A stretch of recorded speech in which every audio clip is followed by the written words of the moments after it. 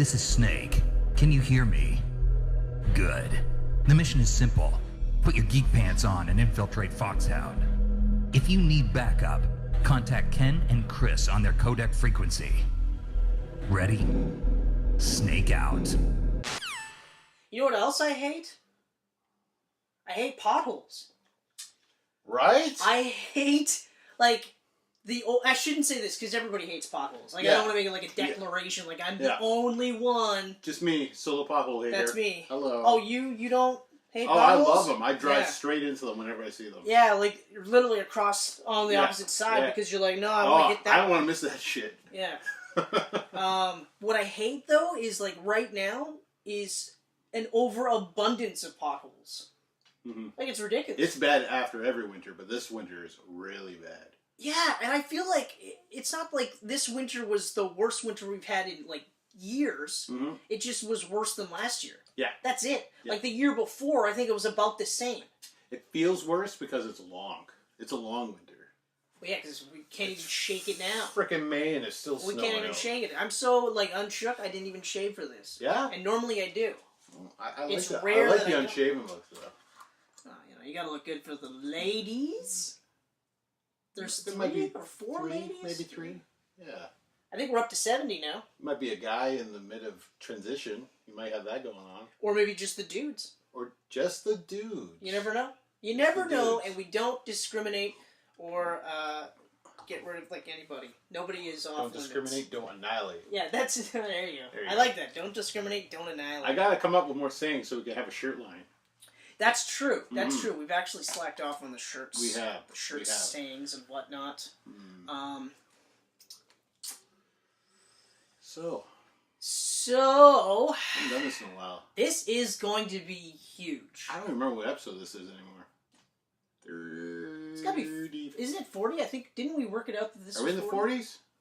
Or it was going to be 40. It was going to be 40. But we also plan on doing the Captain Marvels in between. That's right. A Tale of Two Marvels. Yes. Thought of that myself. Yeah, so look forward to A Tale of Two Marvels, fellow geek pants wearers.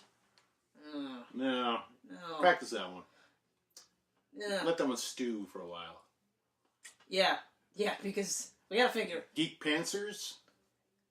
No, because it sounds like... No, it sounds like someone's removing our geek pants. Yeah, that's right. That shit's staying on. That one lone guy is pantsing us. He's the geek pantser. The geek pantser. Thanks. No thanks. Well, we came up with a villain at least. That's cool. That's true, yeah. For all of those guys back in the day that was like, comic books suck. Mm-hmm. The geek pantser. The geek pantser. Now they're the cool thing. We are geek pants. Keep going. I'm just... pants. Hi. I think, or is... okay, we are. Good. So we're good. we have been Geek Pants for 37 episodes as of now. I believe that's probably a good number. I think we're at 37. That sounds about right with our math. Yeah. We did a shit ton of Monster March. Yeah. Monster March was fun, actually. We destroyed the Camcast, and then we were like, we're done. Yeah, we're good. We're good. We'll give people... Taking a month off, that was too much work. That's right. But, so Geek Pants, we're back in action. Hello. Starting May 1st, we're back in action. This is the day we're filming this, okay? Yeah. It won't come out until much later. But this is to let you know we're back in action, especially because we have just witnessed the culmination of 11 years. 22 movies. And 22 movies. So, like, it's huge. This is huge. It is an ending. It is a beginning. It is, in some cases, a continuation. But this is absolutely huge. And I think the only thing that could possibly be huger than this right now, this is what we're talking about, which is Avengers Endgame. Well, do you have a guess what could be huger than what we're talking about?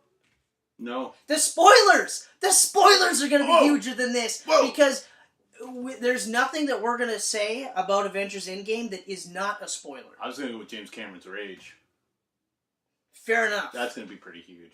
Fair enough, because he's probably pissed that there's still superhero movies being made. Fucking tights are beating me. Not yet, but soon.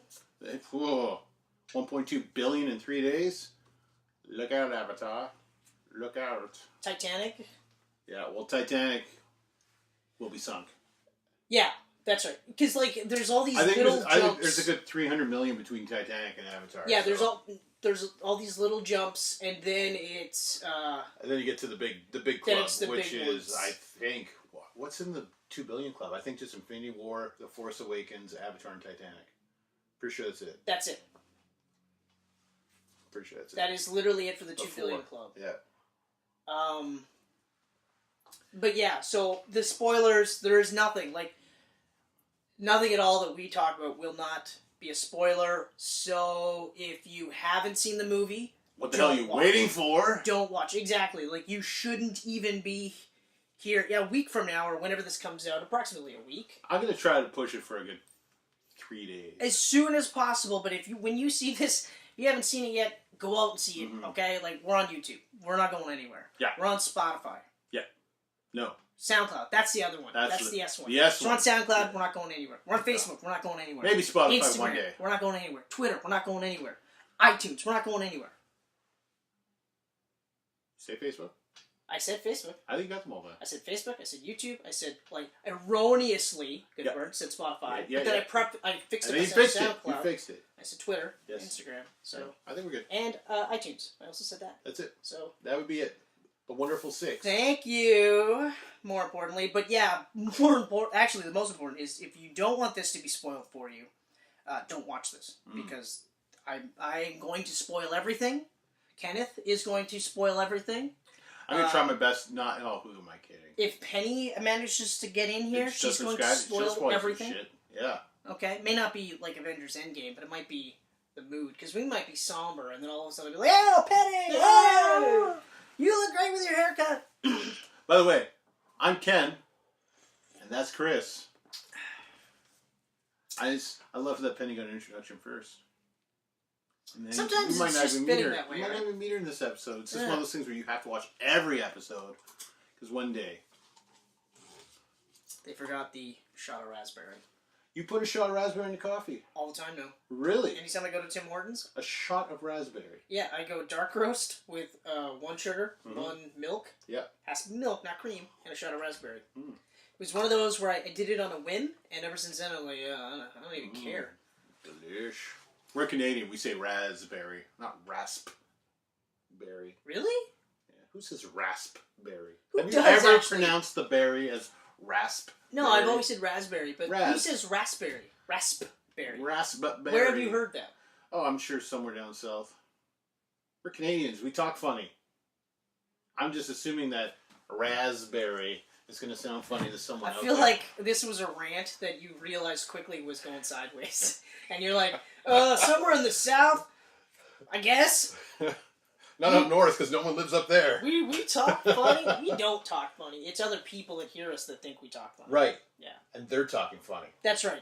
It's a the only time talking. Because like for us personally, like unless we're talking about Newfoundlandians. Newfoundlandians. There, that's a better way to pronounce it. For the most part, we don't sound like inherently stupid. You know what I mean? Like the South, for instance. Yes. Like a Southerner. If you were talking to a Southern doctor and he was like, "Yeah, you got to get your head checked out," your first thought would be like, "I'd like a second opinion," because you sound retarded or mentally challenged, whatever you want to call it. But you know what I mean? Like you wouldn't immediately just be like, "Yeah, sure." I was celebrating the 70 subscribers we had now, and suddenly I think it's going to drop. I don't think so, because I'm saying that we're going to lose our Newfoundlandiers. You know? You already messed it up. It's Foundlandians. I'm pretty sure it's just Newfoundlanders. You might be right. I don't think there's an Ian's. You know what? Because my ego prevents me from saying you're right, absolutely. You might be right. It's almost as big as the spoilers in this episode. You totally are right, though. As soon as you said Newfoundlanders, I was like, that's right. That is exactly the word that sounds way that better. I was looking for, but I decided to add 14 more syllables. Whole thing there. Hence why I couldn't pronounce it at all. So anyway. Yeah. Avengers Endgame. Endgame. Is, well, we've already talked. It's already like $1.2 billion. It's more now. More now already. It's like 1.4 right now. I think I looked earlier today, and domestically it's already at like 450 million. which is insane. Which is like halfway to like the #1 movie of all time. Yeah, exactly. In North America. Yeah, so... like that alone is incredible.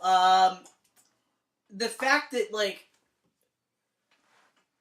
that we took 11 years and 22 movies to get to this point, and the really cool part is that, like, in retrospect, you don't have to watch all of these movies. No. You know what I mean? Like, Michelle has watched all but, I believe, I know for a fact Captain Marvel she hasn't watched. Mm-hmm. And Doctor Strange. Okay. Okay, so those are the two. Right, and I'm sure she had no problem watching the last two Avengers without watching those movies. Well, that's exactly it. Well, I mean, Avengers Infinity War, you don't need Captain Marvel, because that came after. Yeah. Realistically... But even for Endgame, you don't need Captain Marvel, because she doesn't do much in Endgame. Yeah, and that's what I said to a guy that I work with, Alex Daniels, who I think might be the first time I've name-dropped him, possibly the second. Really? Possibly the second. Well, in case it's the first. Hi, Alex! Hey, buddy! If it's the second, hi, Alex. Hello again. Yes. And what I said to him was, one of the nice things about Endgame is that you don't actually have to watch every single movie. In fact, you don't even really have to watch Infinity War to watch Endgame. It's recommended, like I said, like, yeah, but you don't need to. Like, even Michelle, because she hadn't watched Infinity War in quite some time, there's only a couple of questions that she had, but most of it was just down to her, like, not quite remembering. You know? Okay, yeah. But that's pretty much it. Like, most of it you can kind of piece together. The only thing that you won't get, in my opinion, is the emotional resonance and, like, the heartbreak and the emotional payoff that you would have if you were with these guys, with these characters. Not necessarily... Well, yeah, in some of these cases, from the beginning. You know what I mean? Yeah. Because, Cap and Iron Man... Because they're the two big ones. And Thor. Thor's there at the same time. I would say that Cap and Iron Man are larger. Yeah. Those are the two big ones. Those are the two that have the biggest story arcs that actually finish in this movie. Thor's isn't done yet. It's left where it might be, it might not be. It's not done yet. I don't know how you can even tell me that it's done. Or, like, it might... Well, I don't want to jump right into the end of the movie, but we'll get to that point where I tell you that you're wrong. Okay, all right, okay. So... No, I'm really excited to talk about this, Chris, because you are a time travel guru. You take that shit seriously. Yeah, so as seriously as I can, but I remember saying this right before we watched that movie. Yeah. And what I said was, one of my biggest problems is when movies... lay out the rules that you have to follow for time travel to happen in their world, but then don't actually follow those rules. Right. You know, or figure out a way to get around it, where it's just kind of like, well, then why would you set the rules like that? You know? So Endgame does a really good job of setting the rules, almost by omitting the previous time travel movies. Because they go through the list. Yeah, they definitely... Like Back to the Future, bullshit. Yeah. You know? Yeah.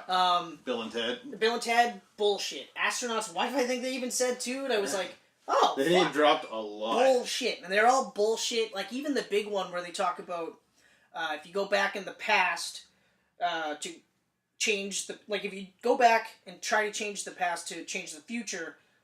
Their rules were that the future still happens. Yeah. It's going to happen one way or another, which is one of the various time travel rules, like in some of the versions. So, like, when they said that, I was like, okay, that's kind of nice. Like, in fact, like, to reference one of the comic books, Cosmic Ghost Rider, Frank Castle, the Cosmic Ghost Rider, right, apparently goes back in time to kill a baby Thanos. Yeah. Right? Which they reference in the movie.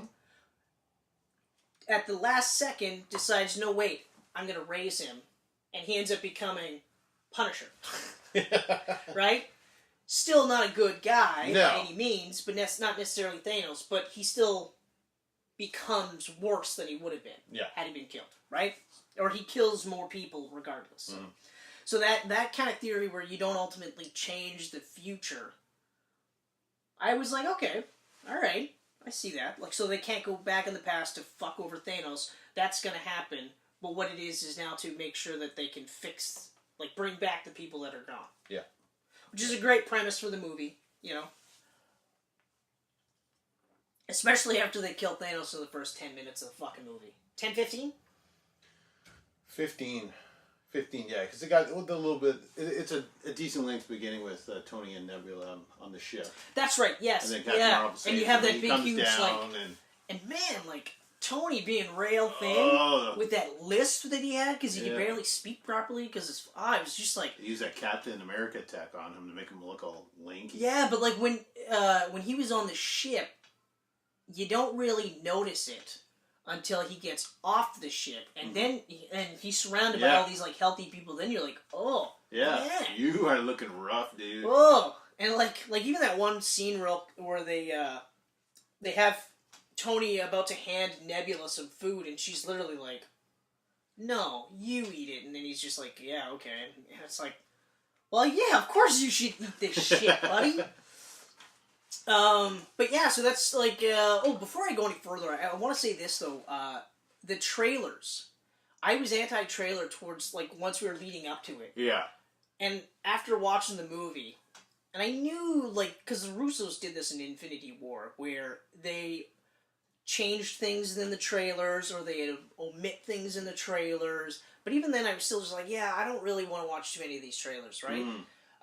But even if you watched every second of the trailers, like the 30-second snippets, the 3-second snippets, it didn't matter. Nothing was ruined. It didn't matter. Nothing was ruined by this. They said everything in the trailer was the first half hour of the movie, and then the later trailers they threw in that one little small clip of like Thanos sitting in the yard, and you see like Thor, Captain America, and Iron Man walking. Yeah, there was that. They would show a couple of shots where like Cap's all busted up, like beaten up and that's towards the end of the movie. But other than that, that's it. Yeah. You know what I mean? Like, and I think like if more movies followed that template, hell, lie to me. At this point, I'm okay if you lie to me. If I go to that theater and I go, oh, I watched the 90% of this movie in the trailers. I'm glad I spent $15. They could have showed that 1-minute teaser, and that would have been enough. You know? But even, like, so right away in the ship, like, there was rumors that Nebula somehow saved Tony Stark. You know what I mean? And I was just like, whatever, that's fine. But then when you watch the trailers and Nebula's, or the actual movie, Nebula's in the ship with him. Yeah. And it's not so much that she saved him, it's just they were the only two that survived the snapping, as I've heard it called, which I thought was hilarious. I like that more than the decimation. That's the other one I've been hearing. Yeah, the decimation, I like that as sort of like the global phenomenon as the decimation, because, I mean, how many normal Joes are going to know that Thanos snapped it, right? Yeah. But for the heroes to refer to it as the snapping, the snapping. That is clever. But and I don't know where I heard that from, so I can't take credit. You know what? I don't know where I heard it from because I'm taking credit for it. I came up with the snapping. Probably M. Night Shyamalan came up with it. Prove me wrong. No, he came up with the crapping. No, wait, what was the other? The snapping. It's when Mother Nature turned against the humans. But what if it was just Thanos snapped that turned against the humans? It was called the crapping, though, wasn't it? The crapping? The crapping. The crapping. No, wait, it's the happening. The happening. But it is the crapping more than anything else. Yeah. You know what's bad when I look at the trailer and I go, oh, you got Zooey Deschanel, who I kind of like. You got Mark Wahlberg, who I like. He's a big fan. Yeah. This is an interesting role for him to do an M. Night Shyamalan movie. Yep. And he's getting chased by what looks to me like a lawnmower. No thanks. I'm good. I am good. I don't need to see that. Oh, Mother Nature? You had me at I'm not watching that. Yeah. Right. But, like, I mean, they had long shots of Tony sitting on the Nebula. Not the Nebula. The Mariah Carey? No. Alyssa Milano. That's what it is. The Milano, yeah. The Milano. Yeah. And it just shows him by himself.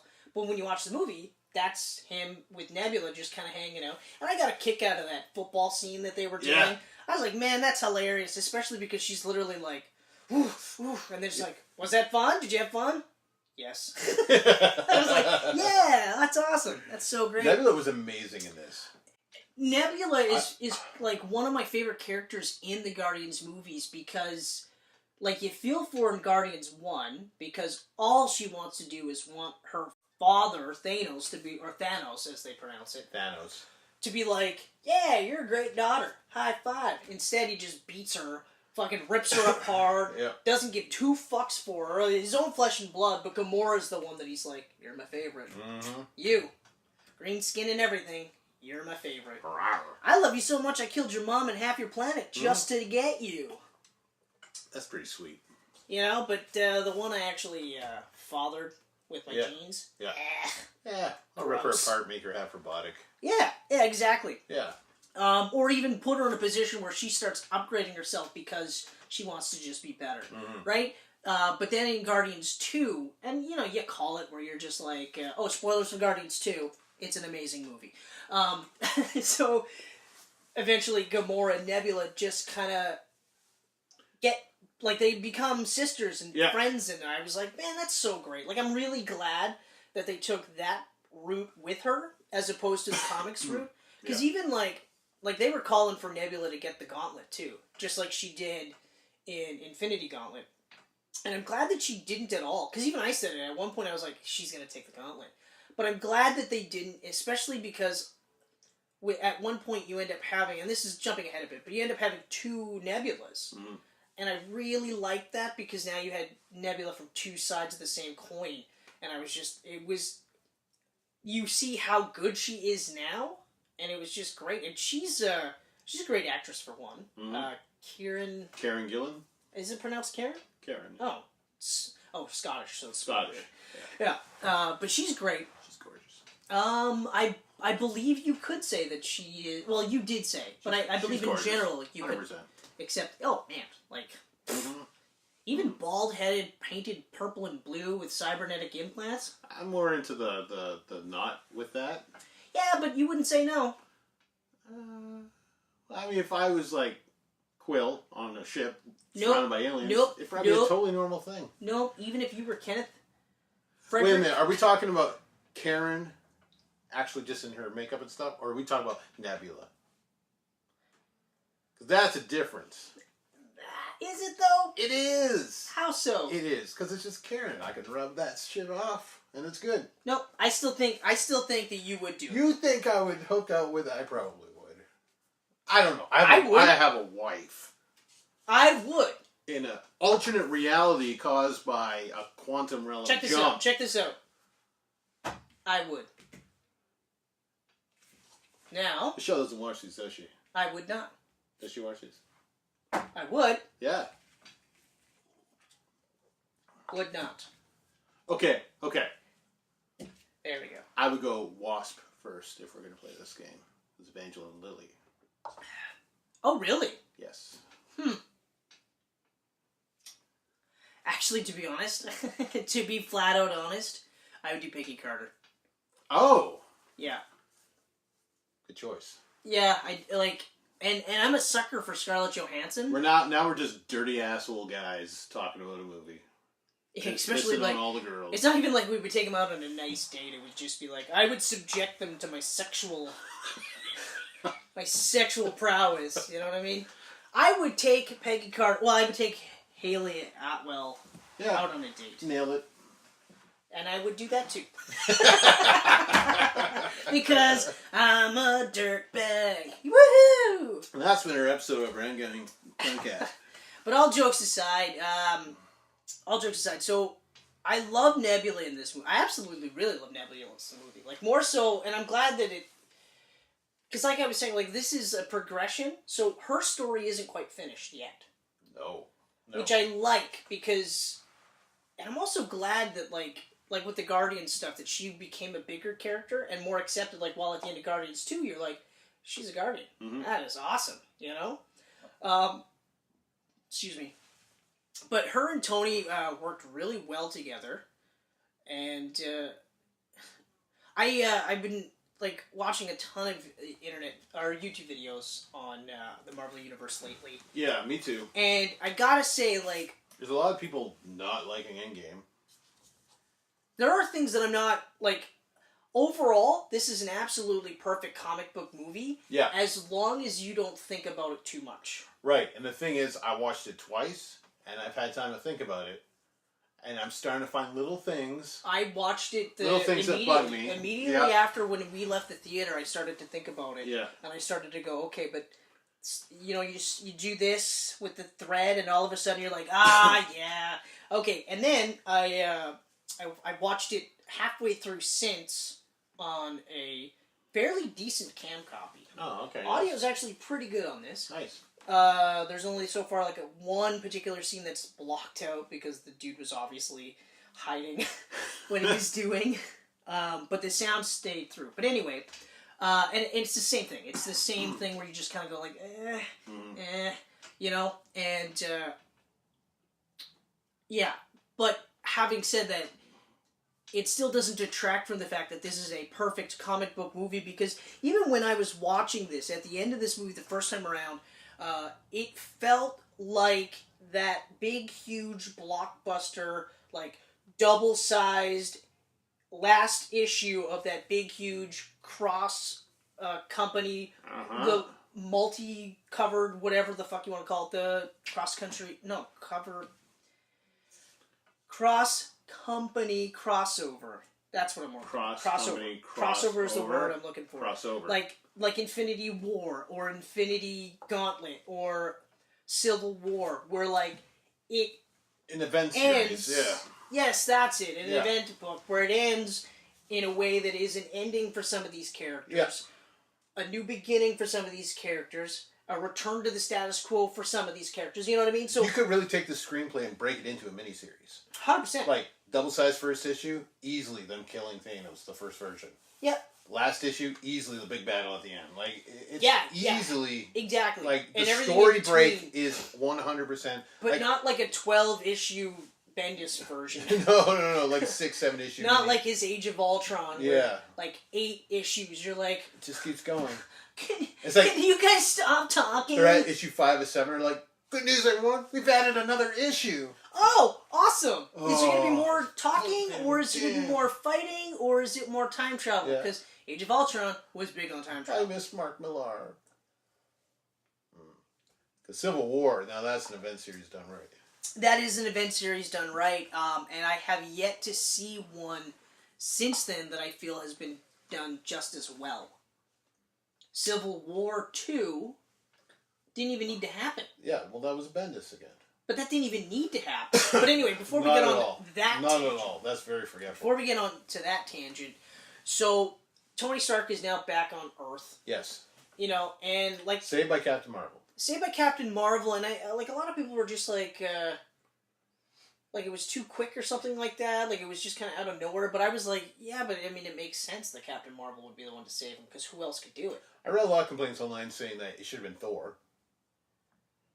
Because it would make sense for Thor to look for Tony more than some girl that just got to Earth. But she wants to help out, though. Yeah, she wants to help out, but what's saving Tony? And they don't even know if Tony's alive, do they? Or were they get... Because they didn't really explain whether they were getting his transmissions from the helmet. Oh, that's true. That's true. I never even thought of that. Right? That is very true. They had no idea where he went, unless he had some kind of GPS. Yeah, the only other major gripe I saw... Like, I get your points with how there's no emotional connection for her. Why would she give a fuck? Exactly. But, like, I mean...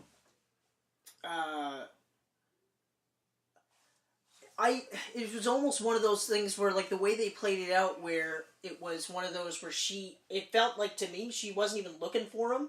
She just kind of found him. Just stumbled across him. You know? Because, you know, Titan was home to a massive energy surge. Right, and Stark says he got kind of far from Titan, but then the ship shut down. Right. So he'd be in the vicinity still. You know, and... They make it seem like she can clearly see through the window to see a human being. Yeah. So what's stopping her from popping into this ship and going like, hey, you're a human? And he goes like, I'm Iron Man. And she goes, oh, I'm Carol Danvers. Has she even called herself Captain Marvel yet? No, she's only been called Marvel. I haven't heard it in her movie or this. No one's called her Captain Marvel. I was fully yet. expecting. It's only Marvel that I've heard. I was fully expecting a Captain moment between America and Marvel. Yeah, so was I. Was I. Because, like, you know, that's one of those, like, pass the torch type deals that you thought you were going to get. But, yeah. I think because of the other torch passing that we got, that's why we haven't got that yet. I actually read, the writer said that Captain Marvel wasn't in this film very much, Because they actually shot this before her own movie. Yeah, I know. I read that too. They had no idea how she was going to be played out in her own movie. Exactly. I read that too. But real quick about the Russos, with Tony Stark in particular, I remember, like, you and I both were getting to a point with Tony where we were just like, fuck, like, come on, buddy. And I remember distinctly it was Age of Ultron, like Avengers 2, where I was at my height of like, ugh, like, why are you like this? Like, you're not even likable, in my opinion. You know what I mean? Yeah. But then you fast forward to Civil War, and like I said on our previous Camcast where we talked about Civil War, or Phase 3, or no, Phase 2. Phase 2. Phase 2. 3. Yes, Phase 3. That's right. Too. That's right. So we're like, yeah, where they don't play Tony Stark out to be like the bad guy. Tony Stark isn't like constantly making these like jokes and being like Tony Snark as the running gag was. Yeah. He was actually way more fleshed out in this movie than I even feel in his third movie, which did talk about post-traumatic stress disorder, but it was also a Shane Black movie, so it was very much a Shane Black Tony Stark movie. Yes. You know what I mean? Whereas this was like Tony Stark, like, just even like when they had that teased bit of banter between him, or Tony Stark and Steve Rogers in Age of Ultron 2, where it was just really more or less like, yeah, but I'm Iron Man type of thing. It was more or less like, oh, but I'm trying to do this. Whereas in this one, he's just like, guys, like, this is what's happening, and I'm trying to stop this, and like, you could see both sides without being like I said, like I was a Captain America guy, 100%. but I wasn't disputing Tony Stark. Yeah, I was just saying, I totally get what you're saying. Exactly. Plus, he had a daughter. So in this movie, like the Russos in particular, I hope that they continue making Marvel movies. I know that if they're smart, they'll take a break. They're taking a break. They're actually working on the Stan Lee biopic. That's awesome. Yeah. But I would like for them to spend more time in these universes because they get these characters. They get it. These They're characters. like James Gunn. James Gunn gets it. Like Whedon, I don't think really got it. Well, you know, and that's one of the things that I was gonna say was I feel like we should do a retrospective for Captain America and Iron Man and rewatch the movies and then devote like an episode to each and just say this is where they started and this is where they ended and where were some of the weak points. Mm-hmm. Because Whedon is a weak point for both of them. Specifically Avengers 2. Yes. That's the big one. But even in Avengers, but I feel like if we rewatch them, it'll be a better idea. But it might even be something that we add on a website that we may or may not be coming out with at some time in the near future. Yeah. Who knows if geekpantsmedia.com will ever be a thing in the near future. Who knows? It might even have articles written by me or you or maybe a corner where I get to both vent of us? any of my grievances, like in wrestling or comic books or whatever. It may or may not happen in the near future. The sky is the limit. Well, now we know. Unless you're Captain Marvel, then you just keep on going for it. I know. Now we know that it's actually to infinity and beyond. 3,000. That's right, 3,000. Ugh. But I feel like that's something that we should do in the near future, simply because. I like that actually. Yeah. A retrospect. Yeah. I could have both of them. Yeah. Like I mean, simply because, like they're the two biggest anchors in this. We could do one for Thor as well, which I don't see an issue with. Well, I gotta tell you what the low point is gonna be. Well, yeah. But anyway, so getting back to this, so Captain Marvel finds the ship, flies the ship back to Earth. Yep. Effectively saving Tony Stark's life, and to some degree Nebula's. Because, she's an alien, but I get the feeling she wasn't going to be around for much longer. She's got to eat or something eventually. Right? And immediately you have Tony Stark. Like, I actually like how right away Tony says to Captain America, he's like, I lost the kid. And then Cap's just like, Tony, we lost. We lost.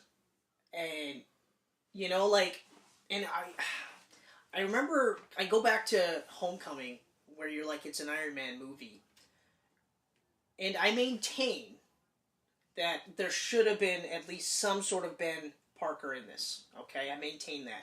But having Iron Man as his surrogate dad isn't as bad as you're making it out to be, because there's precedence for it. There's precedent for it in the main 619 Marvel universe around the Civil War time. Because that's the first time that they actually explored Tony as a surrogate dad to Peter Parker. Yeah. And it's the only one of the few times that they actually had him say, like, Tony, or that Peter Parker looks up to him. I was never really against that. I was against the fact that they just ignored Ben's existence. Yeah, Completely. I still maintain that, like, they should have had something. Like a picture. We talked about this. Yeah. Like, even just a fucking picture. Mm-hmm. Doesn't even have to be anything extravagant. Yeah. A picture, shot of a grave. Don't even show me the name. But if you showed me a grave, like Peter at the grave, I'd go, that's Ben Parker. You know? If we were to contrast that with, say, Spider-Man PS4, okay, or Insomniac Spider-Man, that is the perfect Spider-Man movie. Yes. 100%. 100%. You've aged him, so he's been Spider-Man for 8 years. Yep. But he's still Peter Parker. He's still Spider-Man.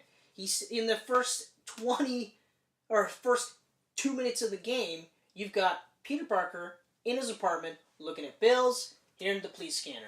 Looking at bills, here's the police scanner. What is he going to do? He goes out to help out with the police scanner. Yeah. You know what I mean? So he's made the choice. I'll pay that later. I will pay my rent later. I gotta go save this. Mm-hmm. You know, and not to get too much on a rant on Spider-Man PS4, but like, one of the things that I love about Spider-Man is that life shits on him constantly. Even when everything he's doing is the right thing, life still goes, yeah, but this happened, this happened. Yeah. So, I feel like it wasn't until like the last half hour of that movie, Homecoming, where he really starts to get it. No matter how much good he's gonna do, this is gonna happen, but he still is a hero anyway. Yeah. Okay? Yeah. But the surrogate dad stuff, no, okay, I must have misinterpreted it as you being against that aspect. But I realize now that, yeah, you're right. The problem isn't so much that he's the surrogate dad, it's that they did that in place of... Yeah, because he was Spider-Man when Tony met him. So what made him Spider-Man? Right. We're totally ignoring that fact. Right. You know what I mean? So... Except that we're also talking about a Peter Parker that was created in amongst superheroes that have been around for a long time. Right. So, yeah, like... I also do like, at least in Civil War... that, and in Homecoming, that you've got Peter Parker looking up to both Cap and Iron Man. Yeah. Which they have that in the comic books. And they got it here again. Yeah, Endgame. Yeah, which I loved. I was so happy for that, you know. What do you say? Hey, Queens, heads up. And he throws him the gauntlet. Yeah. That was awesome. Yeah. Did you just mention Spider-Man at the end of the movie? I guess he comes back. I jumped ahead. Although anyone that watched the trailers for Spider-Man Far From Home would know. He comes back. That he comes back. So, I don't want to go through, like, the movie, like, line for line. No, because it'd be a 10-hour episode. Scene for scene. But, like, so, I remember about a year ago that there was, like, a leak about how in the first, like, half hour that they were going to kill Thanos. Then it was going to skip ahead 5 years. And then the time travel stuff happened. Mm-hmm. And I remember thinking to myself, okay, just try to forget that part. So then when I did actually watch it, I was like... I heard you say that. Oh, they did go 5 years. Yeah, they did go 5 years. Because I was like... Because I don't like the jumps. When they do jumps like that, a lot of times I don't like... They did it in Dark Knight Rises. And that's still one of the biggest reasons why I hate that movie. Don't hate it, but dislike it. Yeah. You know? So they, they killed Thanos, which, it was a brutal beheading too. Mm-hmm. And I knew that Thor was going to do it. And then that great line. What did you do? Yeah. I went for the head. Yeah, but, see, and this is the thing where, like, I find it unfortunate that a lot of these Marvel actors are going to get typecast as just superhero movies. Yeah. But there's so much acting in these movies that it's crazy.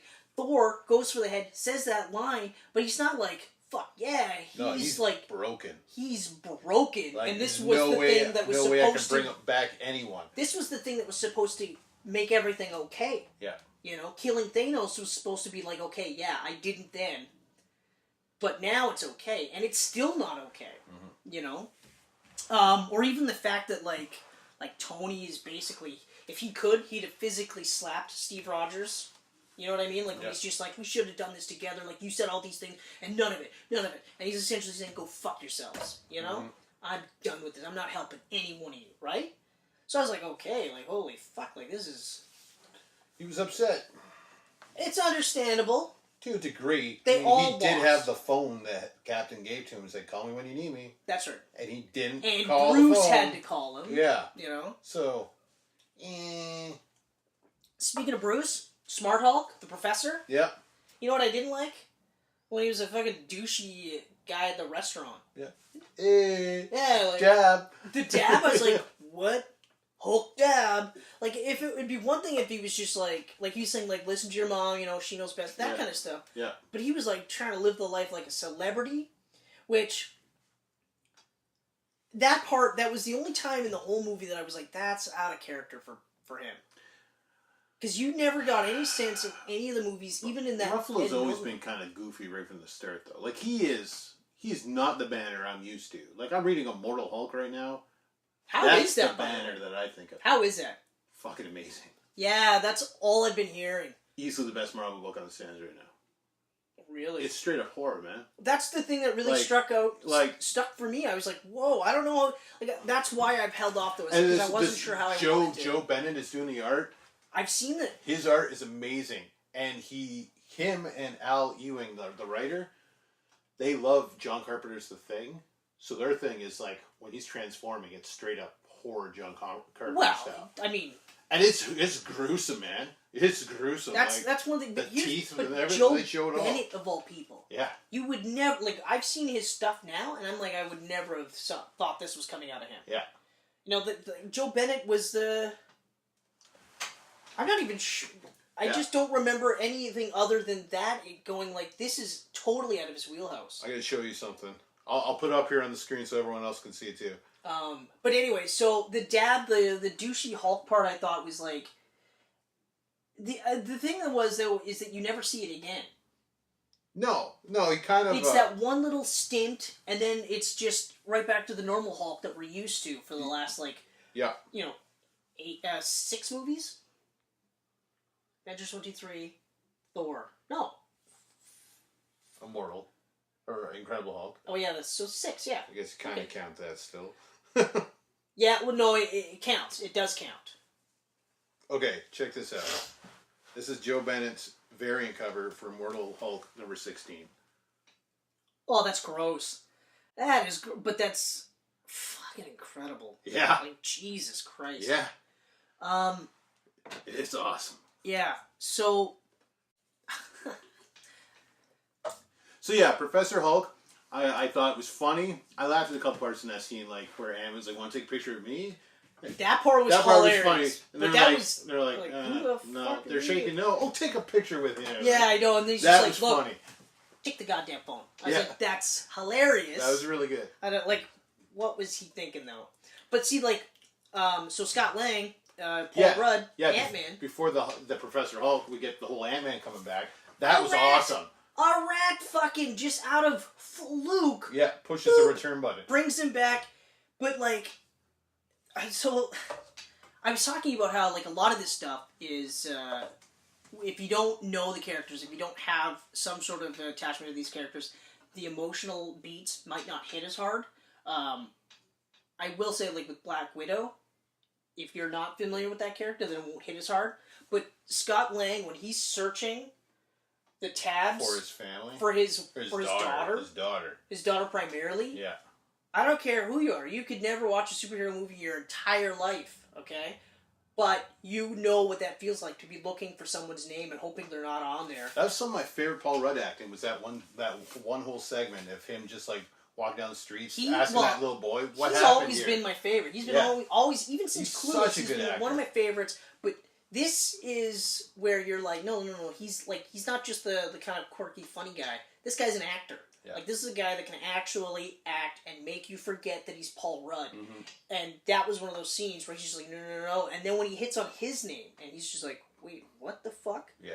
Goes to his house. Like, all these things where you're just like, he doesn't know what the fuck's going on. When he goes to his house, and it's his daughter. Like 5 years older. And she got big. And That was she's my favorite. big. He's like, you got big! And he's like, tears of sadness because he's lost this time with her, but also tears of joy because she's not part of the snapping. And that was Tom Haverford again. But you know what I mean? But then of course he's got to deal with the fact that now she's bigger, right? Yeah. But I was like, man, that's incredible. Which makes her the perfect age for a young Avengers now.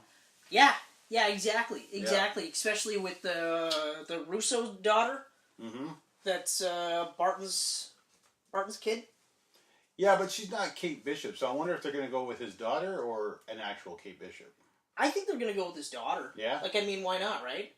Maybe she'll just take up the alias, Kate Bishop. Yeah, but isn't his actual daughter Giant Girl Junior or something like that? Stature, yes. Because at one point, this is a fun fact. At one point, Clint Barton was like, I'm just a dude with the arrows. I'm not that cool, and I've got a oddly stupid-looking purple and blue suit. You know what? Fuck it. I'm gonna take pin particles and become the second Giant Man. Do you remember that? I don't remember that. That's right, you don't. But I do, because I'm awesome. What was that, West Coast Avengers? I can't even remember, actually. Because I know Hawkeye was big on West Coast. No, it wasn't West Coast, because he was the lead. No, second in command, I think U.S. agent. Or no, Iron Man was the leader. Iron Man was the leader, and he was second in command, that's right. Really? I don't remember that at all. I'm just remembering, I never read the book, but So I'm remembering. was he Hawkeye, just a giant version of Hawkeye? Like, did he No, have he arrows was the size actually- of airplanes? He was actually Giant Man, he called okay. himself Giant Man. And I think he had a kind of updated Giant Man suit, but we're talking about updating a 1960s shit costume, essentially. But anyway. That's one costume, I'm glad. Yeah. That's kind of... So, but I feel like... Yeah, because that opening scene where he's with his family, and I was like, man, I don't want to watch this scene. Oh, that scene. I don't want to watch this scene, because I know it's going to happen. We all knew it was going He's to happen. talking to his wife, and he looks back, and his daughter's gone, but you just see that dust blowing away. I was like, oh, God, and then he looks back, and now his family's gone, and, that's another one, too. If you don't have any emotional resonance with these characters, it doesn't matter, because if you're with your family, and you do this, and all of a sudden, the one you were just talking to is gone, and then you go back, and now your whole family's gone, it doesn't matter That's if gonna it's a hit you. superhero movie Oh, or yeah. not, you're just going to be like, oh. And so they grabbed me, right away with that, and I was like, it's cool to see Hawkeye, get right at the beginning, right? Mm-hmm. And it also gives you an idea of where he's at later. Exactly. Right? Yeah. But yes, with Scott Lang, and I feel like he's one of the MVPs in this movie. He's awesome in this. You know what I mean? In fact, the whole thing happens because of him. Because of the rat.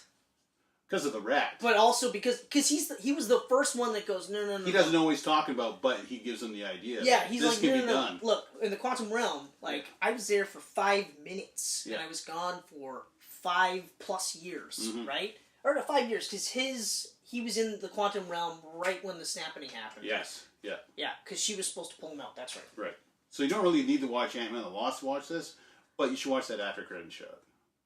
Or you could just watch the movie, because it is an enjoyable movie. We covered in previous Camcasts, we don't feel like it's a game changer by any means, but it was overall a good movie. Yeah. It's a fun movie.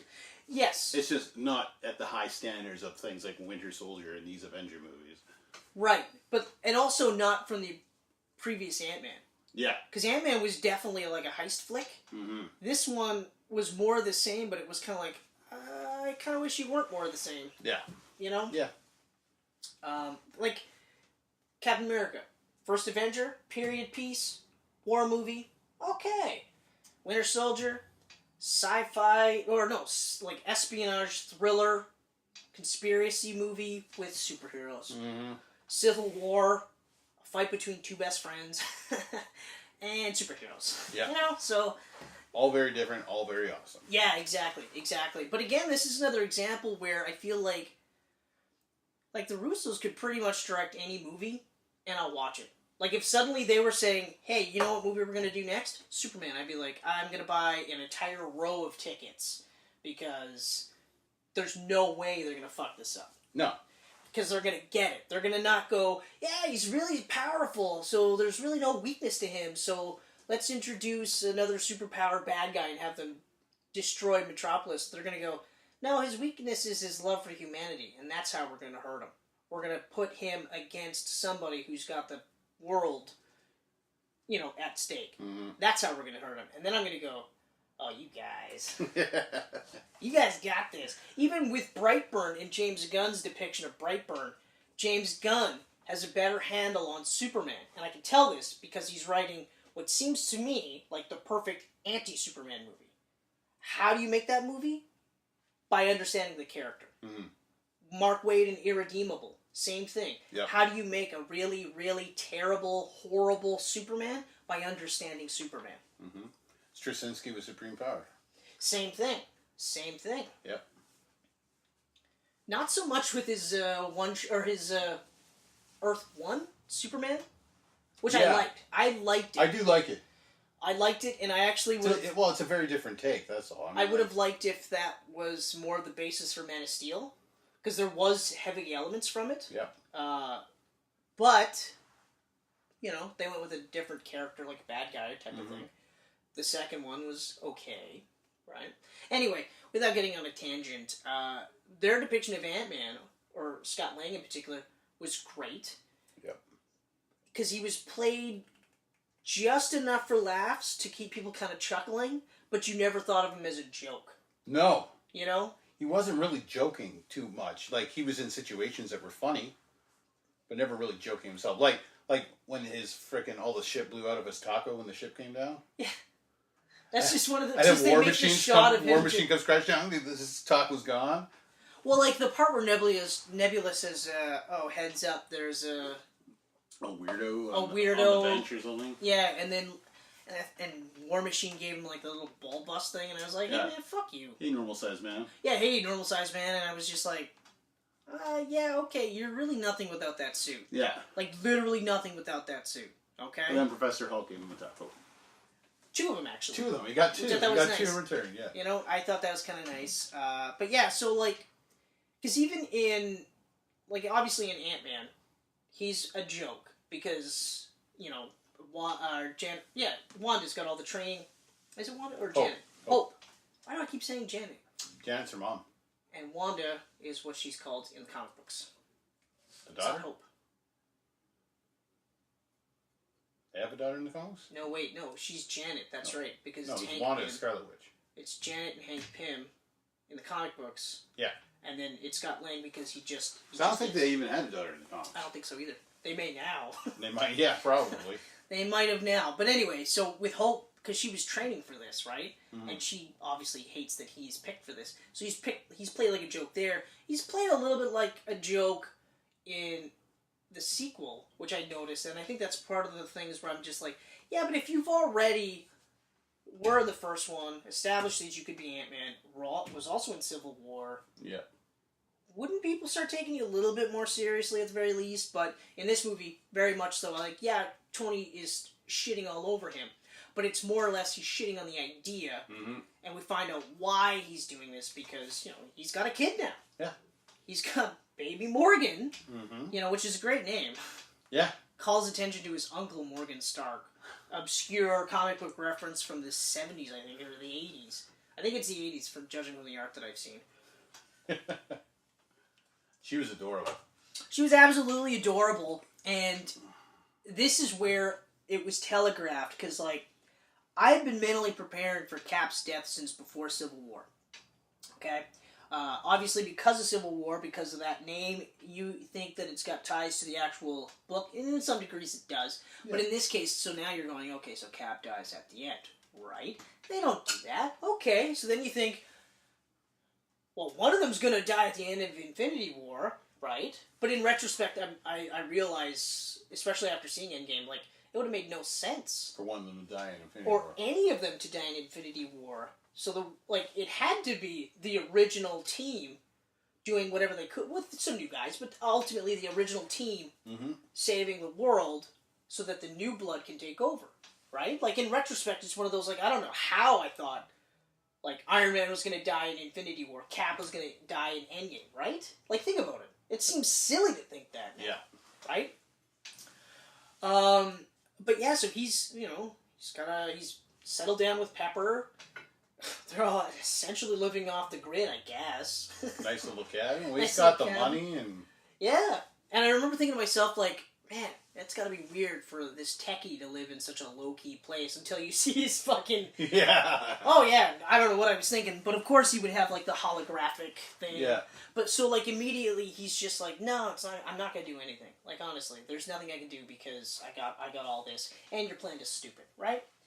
You know, and, like, Cap's shaven, he's invigorated.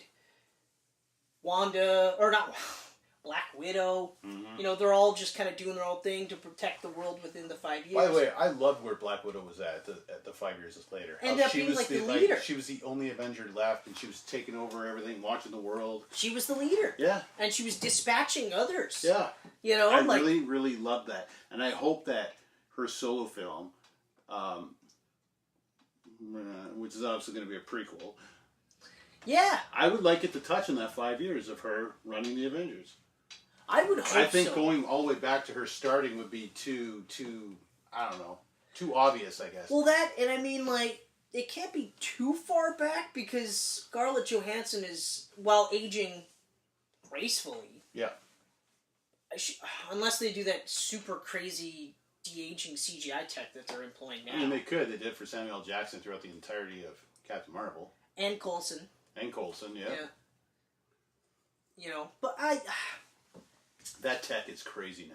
Oh, it's insane. I can't believe where that tech is at now. Like, it is nuts. Like, now. I think about the first time I think I saw it was Jeff Bridges in Tron Legacy. Oh. And it was very CGI looking still. Yeah, like it was good for its time, but it was still just like, okay, I see what they're trying to do. And now you compare that. Now. Holy shit. Like, if you didn't know. You didn't know. I thought that just looked like 90s Samuel Jackson. A little. It was just enough off, but I'm getting it. Like, if you didn't know that it wasn't, you'd go, oh wow, holy shit, You wouldn't know. You know, like, we're not even that far removed from young Robert Downey Jr. in Civil War, and that looked really good. That looked really good. That was only one little clip. This is a whole movie now. Yeah. Well, they touched on it with Hank Pym too. Yeah. Well, that's right. Yeah. But yeah, so, like, I really liked that Scott Lang was the guy that was like, no, we can do this, and then, like, Tony's like, nah, fuck this shit, and then as they're trying it and it's, like, not working as well as it should, Tony is in the back of his head going, like, I can't let this go, and then goes through the whole thing and goes, we can do it, we can totally do it. And then he has that great talk with Pepper. Beautiful talk. Like, I really paid attention to it the second time around I watched it. And where she's just like, he's like, I'll just forget about it and I'll go to bed. I'll go to bed. And she's like, yeah, but will you be able to rest?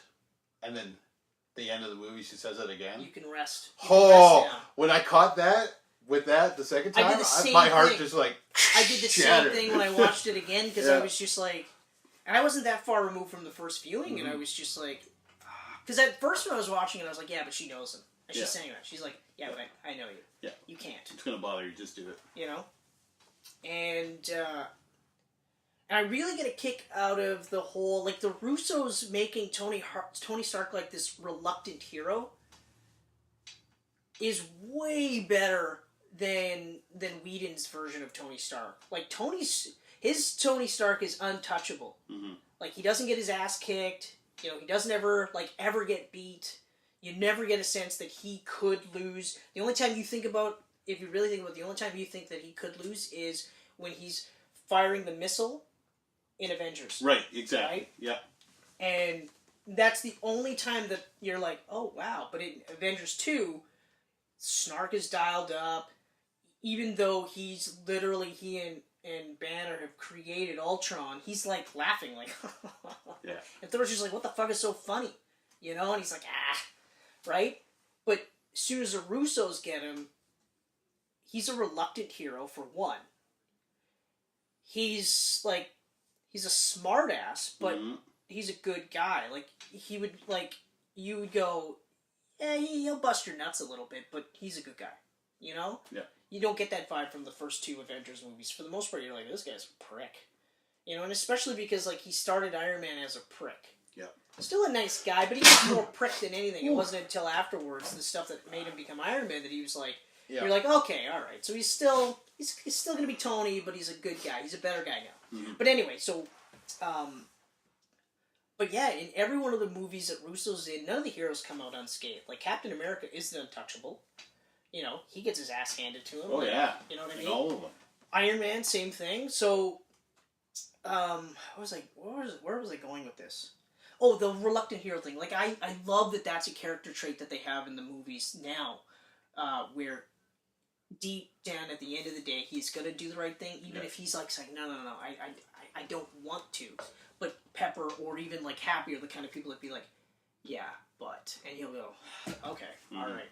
But that scene where he rolls up on the Avengers compound, and he and Captain America just have that heart to heart, you know, and he gives him the shield back. I was like, oh, that is so great. Keep that on download and bring everyone one. Yeah, I know. I was like, oh my god, that is hilarious. That is so funny. It's so Tony. So Tony. but I like that, and I like how they just like, because like even in that little bit of like in Infinity War, you're like, yeah, but that part was missing. Yeah. That they didn't have that, like, because even Thor and Tony, or Captain America had that quick little bit. Yeah. And it's like, yeah, hey, you know, I haven't seen you well. Oh, you're copying my look. And it's like, yeah, okay, whatever, buddy. But then this one, it was one of those where, like, you didn't realize how good it felt for them to work together until it'd been apart for so long. Like, my heart still breaks at the end of Civil War. You know, when Cap knows that Bucky's the guy that killed Tony's parents and didn't tell him. Yeah. He kept that to himself. And then you have that scene where, even though Zemo's plot is stupid, when you really think about it. It is. When you really think about really it, stupid. all that people that said that Lex Luthor's plan in Batman v Superman was stupid suddenly forgot about Zemo's almost identical plan. But that was genius? No, it was stupid. It was fucking stupid, okay? It was just better written, better done than that one. But anyway, but that part where Tony's just like, he killed my mom. Heartbreaking. Yeah. Because now he has to look at his best friend, the guy that, honestly, I don't care what he said in any other movie, he looks up to. And he's better by being shoulder to shoulder with Captain America, and vice versa. But he's like, did you know? And he's like, yeah, but I didn't know it was him. He's like, did you know? And he's like, yeah. And you're like, well, of course they're going to fight now, right? But anyway, when they do that, like, they buddy up again, you're like, oh, yes! And it's, even though it is ridiculous for Cap to be in the quantum suits with the shield. Yeah. It's one of those where I'm like, but okay, alright. Yeah. But the plan is actually really awesome. Like, I really like that they split the plan off. The whole purpose was to get all the Infinity Stones back, because Thanos destroys them in the opening sequence of the movie. He destroys them so that nobody can undo what he did. Mm-hmm. So now the idea is they go back in time. Make their own gauntlet. To make their own gauntlet. Yeah. Bring back everybody, and then put the stones back in its place. In effect, not rewriting the future, but just bringing everybody back, right? Which I thought was great. I was like, man, that's really great. And you got them to splinter off into things. Like, we knew it was going to be a time travel thing, because we saw the shot of the three of them in New York. Yeah, and we knew that it was going to be in and around that. Yeah. But even just knowing that doesn't do anything for you. Like, it doesn't wreck the movie, because I will say, though, in further viewings, unless they tweak the suit, but Avengers 1 Cap suit without the helmet does look awesome. It does look awesome. It looks absolutely awesome. Yeah. And then when he puts the helmet on, then you're like, that's the problem. Yeah, it's the You've got a largely cloth suit with, like, leather, whatever, boots and gloves, but then you've got this plastic-looking helmet. So I was like, yeah, okay. It's definitely the brightest of the costumes. It's definitely the brightest of the costumes. And I do love it, though his costume at the end of Endgame. Endgame costume is the best. Easily my favorite Cap. Endgame And it was costume- hard to top this one. Yeah. Endgame, especially because they show you in the first, like, fucking 15 minutes. Even when I saw that trailer and they showed it, I was like, yes! Because that means I get to buy this shirt again. So far, I've not been able to buy this shirt again, though.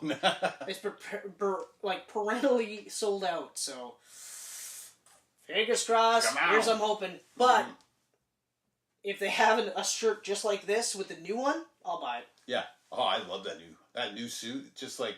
The coloring around the star and everything. Just the coloring awesome around the looking. star, the fact that it actually looked like the chainmail from the comic books. Look to it. Because, like, I loved Ultron. Age of Ultron's costume, I thought, was, like, perfect.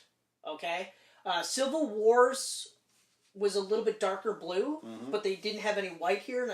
And while I did like it, because it's kind of a blend between that and this one, I thought that the Ultron one was, like, the best in terms of the cap suit. Yeah. This is my favorite by far until Endgame, because Endgame looked awesome. That suit was amazing. And they didn't tweak it that much at all, but No. those little bits was me going like, fuck yes. Yeah. Fucking rights. So much so that's been my screensaver. Yeah. Oh, fuck yeah. The new cat. That's it right there. Yeah. Look. Yep. Oh god, that's so awesome. Yep. So the band's all back together, except for Ronan, Hawkeye. Who's off killing freaking gangs. Yeah. And not just gangs, Yakuza. He's going after Yakuza. When we meet him, he's doing the Yakuza because his idea is all these good people are dead and you're still here. Exactly. That's not going to fly with me. No, not at all. And what I like about it is that, because like they touch upon him and Black Widow right in the beginning of Avengers. They're like, yeah, they make reference to Budapest. They do another reference to this. But you think about it, for all the shit that Black Widow has professed to doing, you know, like she said in The Winter Soldier, she's got a lot of red in her ledger, or black in her ledger, or whatever the phrase was. And red. Yeah. You know, you gotta figure, if Hawkeye's hanging out with her, He's got to have a decent amount of red as well. he's done some shit too. Yeah. It doesn't necessarily have to be on the same level of Clint Barton in The Ultimates. Mm-hmm. But he's done some shit. He's done some Black Ops stuff. Yeah. He's done some things that maybe he's not so proud of, and maybe that's one of the reasons why his family meant so much to him, because it kept him away from that life, right? And the Avengers too. Right. Kept him away from that life. And with them gone. And I always love it too, like you think about it, those two are standing shoulder to shoulder to a god, a rage monster, a science experiment that's the pinnacle of mankind. A guy in like this teched out suit, and nobody blinks. Nobody goes, what? You two? With them. Which is, let me jump ahead for a second here. One of the reasons why I didn't understand why they were going for the Soul Stone. The two humans of the group that have never been in space are going for the Soul Stone? Yeah. On a ship by themselves? But, that seemed a little weird to me. And also, they all landed on the planet Morag. Yeah. And no one's wearing a helmet of any sort to assist with their breathing. Yeah. Whereas Star-Lord had one.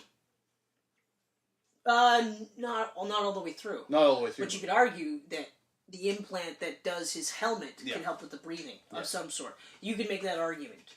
I mean, you're left to assume it's... But even Vormir... Yeah, they can breathe there too. They can breathe there, no problem.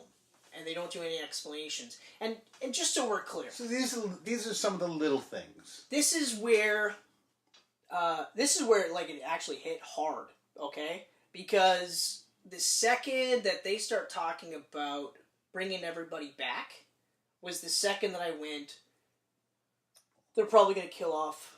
Well, no, when they went to Vormir, just the two of them, then it was like, oh, Black Widow. Yeah. Black Widow's going to go. They're going to fight because they're both going to go, you know how this goes down, but each of them is saying, I'm the one that's going to go. Which is like kind of a double-sided, like, double-edged sword, right? Because, like, I get it. You know, she's sacrificing herself to make all this happen, and that's very heroic. But at the same time, she's had a shitty run in these movies. Like, she was a captive for most of Age of Ultron, like... And she's awesome. Like Infinity War, when she teams up with Gamora, or not Gamora, who'd she team up with on the field? Oh, She teamed up with two of them on the field. Scarlet Witch. Yep, Scarlet Witch, and then what's her face? From the lead... What's her name? Oyoy? Or how do you say her name? Okoye? Okoye? We know who we're talking about. It's something like that. You'll know who I'm talking about. But Well, okay, so in Avengers, she's awesome. Yeah. Like, all the way through, she's presented as a badass. Oh, on the right same from the level. start. Like, this is one of those things where I'm like, okay, so Whedon handling Black Widow. We didn't get... Well, It's great. I mean, up to Age of Ultron. Yeah, I don't understand that either. Age of Ultron, he made her like this love thing with the Hulk that never ever continues on later. They hint at it in Endgame. Yeah, but I think it it's was still literally weird. just enough for the people that liked it, like me. Or I shouldn't say like it, but I didn't have an issue with it. Yeah. I do think that they should have at least touched upon it more. I think so. You know, like if you're going to make that, not necessarily a focal point, but one of the pretty big plots in... Yeah, I guess it kind of touched in Endgame because Hulk is like destroyed when he learns out that she's not coming back. Or even before that, like when they first meet up and he's like Smart Hulk and there's that kind of awkward impasse between the two of them. And you're just like, oh, okay, all right. Like, I'll leave it to the Russos to touch upon it without like smashing us in the face and being like, remember when you hated the fact that they were going to get together? But anyway, I don't want to get into that. But it was really Avengers, Winter Soldier. I think Winter Soldier's amazing. She's probably my favorite in Winter Soldier. Exactly, because that whole ship scene with her. The whole movie she was with her, keeping though. up with Cap. Like she's keeping up with Cap, and like I talked about this too, she's not killing anybody because she's with Cap. Sure, she's doing her own thing because of Fury. Yeah. But even like at towards the end of the movie when they're on the run together, I've had people like I've read reviews where they were talking about how the hints that Cap and Black Widow hooked up and stuff like that, and I still to this day maintain I don't see those hints, and Michelle said the same thing. I don't pick up on that at all. No, I do pick up on is that she wants Cap to think of her as a good person, to be on the same level as him, right? And like even in the ship scene when he finds out and he's got to fix the things because of her, she's like, "Fuck!" Like I just want him to like me. I want him to think I'm cool, So even later when she's like, "Well, what do you want me to be?" and you maybe playing the spy aspect, but he's just like, I just want you to be a friend. And they're friends. They're good friends. In Civil War, where she's like, look, like, you gotta sign up with Tony on this one. And he's just like, I can't do that. She's like, okay, all right, like, I get it. Really sorry for your loss. And then gets out of there. Mm-hmm. And between those two and her and Hawkeye, those are, like, two of my, like, favorite opposite-sex friendships. Because, again, like, even with Hawkeye, and I know there was that joke with, like, Renner was saying, like, oh, she's been passed around with everyone. But I've never gotten the sense that they hooked up. And I've only ever gotten the sense that they're friends / like, surrogate brother-sister. Friends. 100% just friends. Because during that whole time with her anyways, he was doing his thing with Sharon. That's right. Which apparently no longer exists in the universe. Part of it is because, like...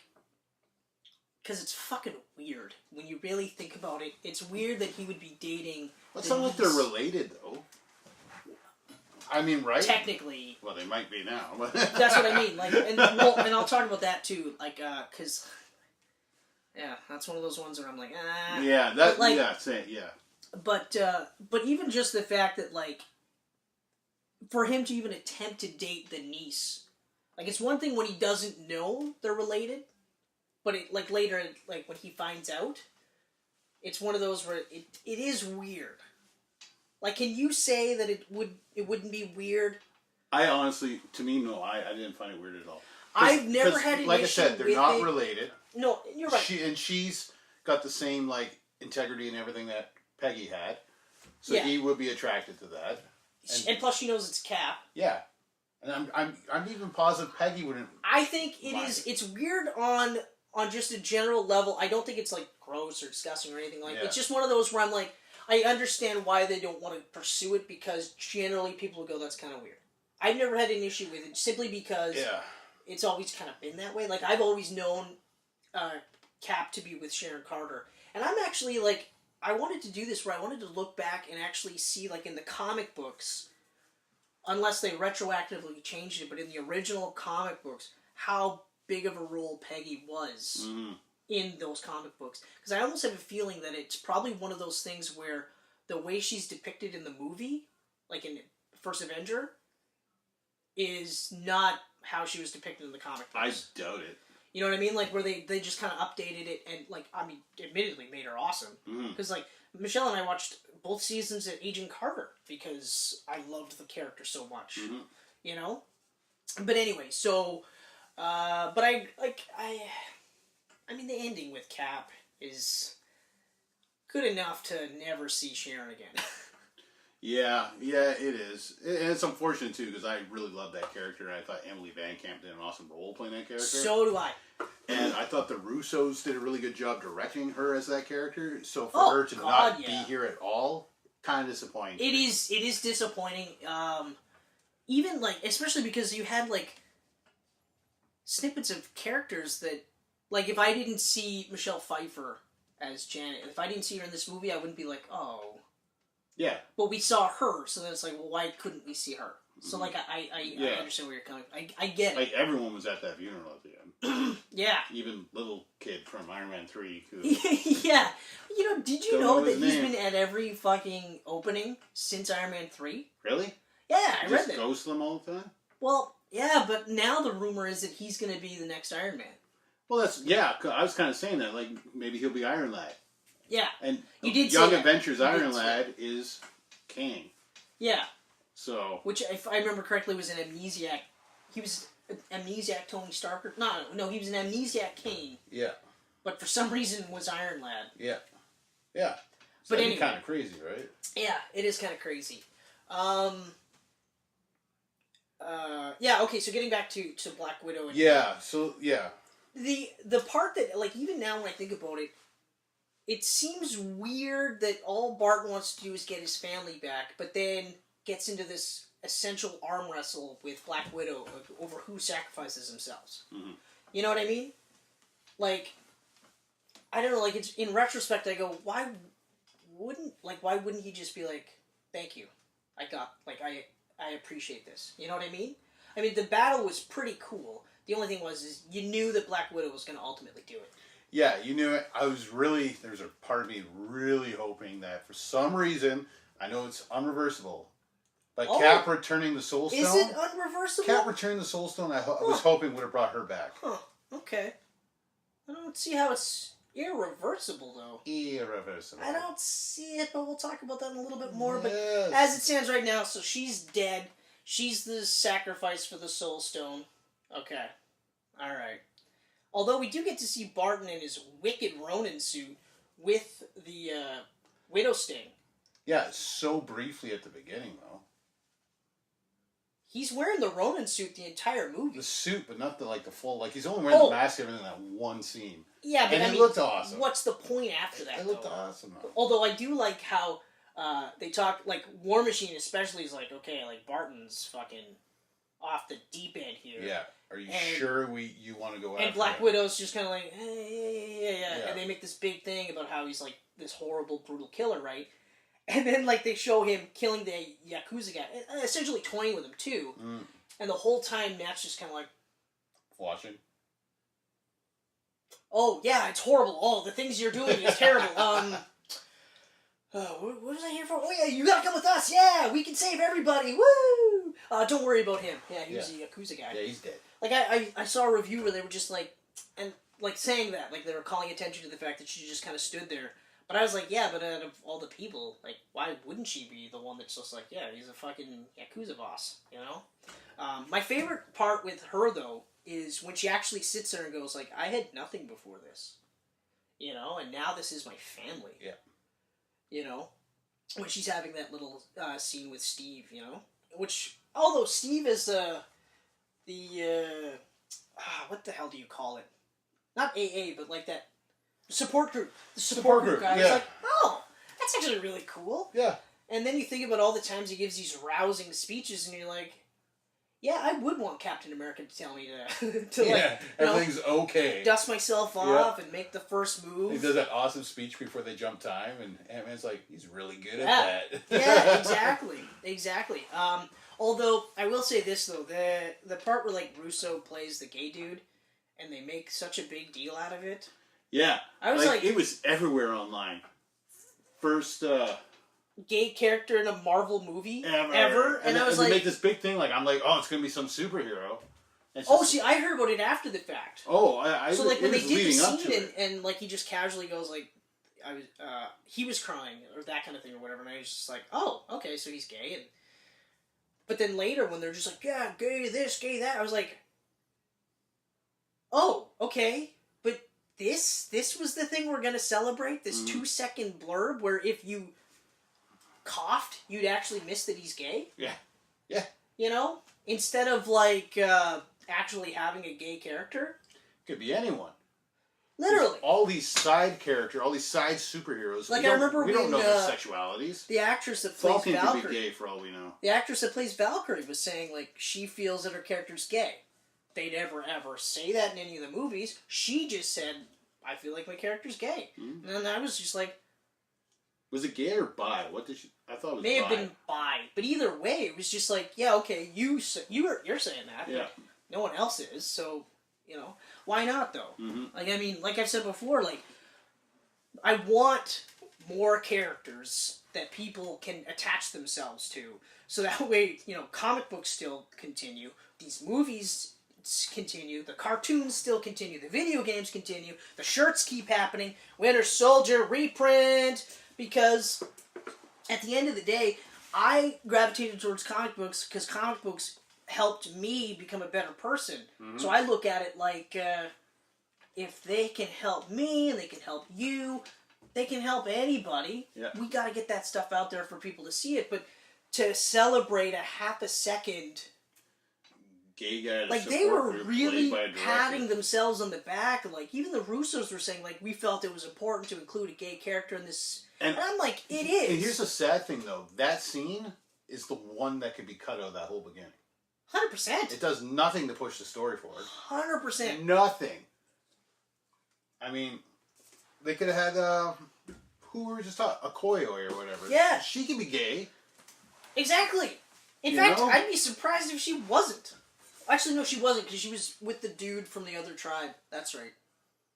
Cassie? She could have a girlfriend when Scott comes home. Anything. And it doesn't even have to be like, hey, everybody, look at the gay character that we've introduced. Just have it happen. It just happens. I think maybe they wanted to put it in that scene to show that if Captain America can be okay with this, everyone should be okay with this. Okay, but having said that, though, the depiction of Captain America in these movies isn't the fucking right-wing flag bearer that they want you to think he is. Mm-hmm. Or that Republicans want you to think Captain America has been the entire time. Yeah. Captain America has been a left-wing guy almost the entire time.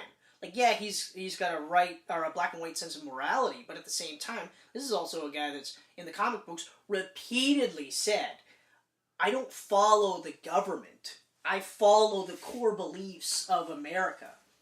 So, you're wrong.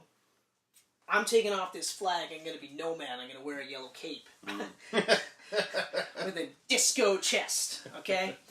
But it's a very important... But you know what I mean? Yeah. Like, he's not like, oh, Mr. President, yep, I will do whatever you say. You're right. Gays are wrong. Mm-hmm. He doesn't give a fuck. Mm-hmm. Like, he doesn't. It might be weird for him to see gay people so out in the open. Coming from the 40s, yeah. Yeah, coming from the 40s where, like... I mean, now, 5 years later, I'm sure he'd be fine with that. I mean, 10 years later, I guess, since his... I think, like, even maybe Avengers would be a little rough for him, but by the time we get to Winter Soldier, I think... He's probably pretty used to how the world is. The only thing, it would be the same stuff that most people would be like, whoa, hey, yeah.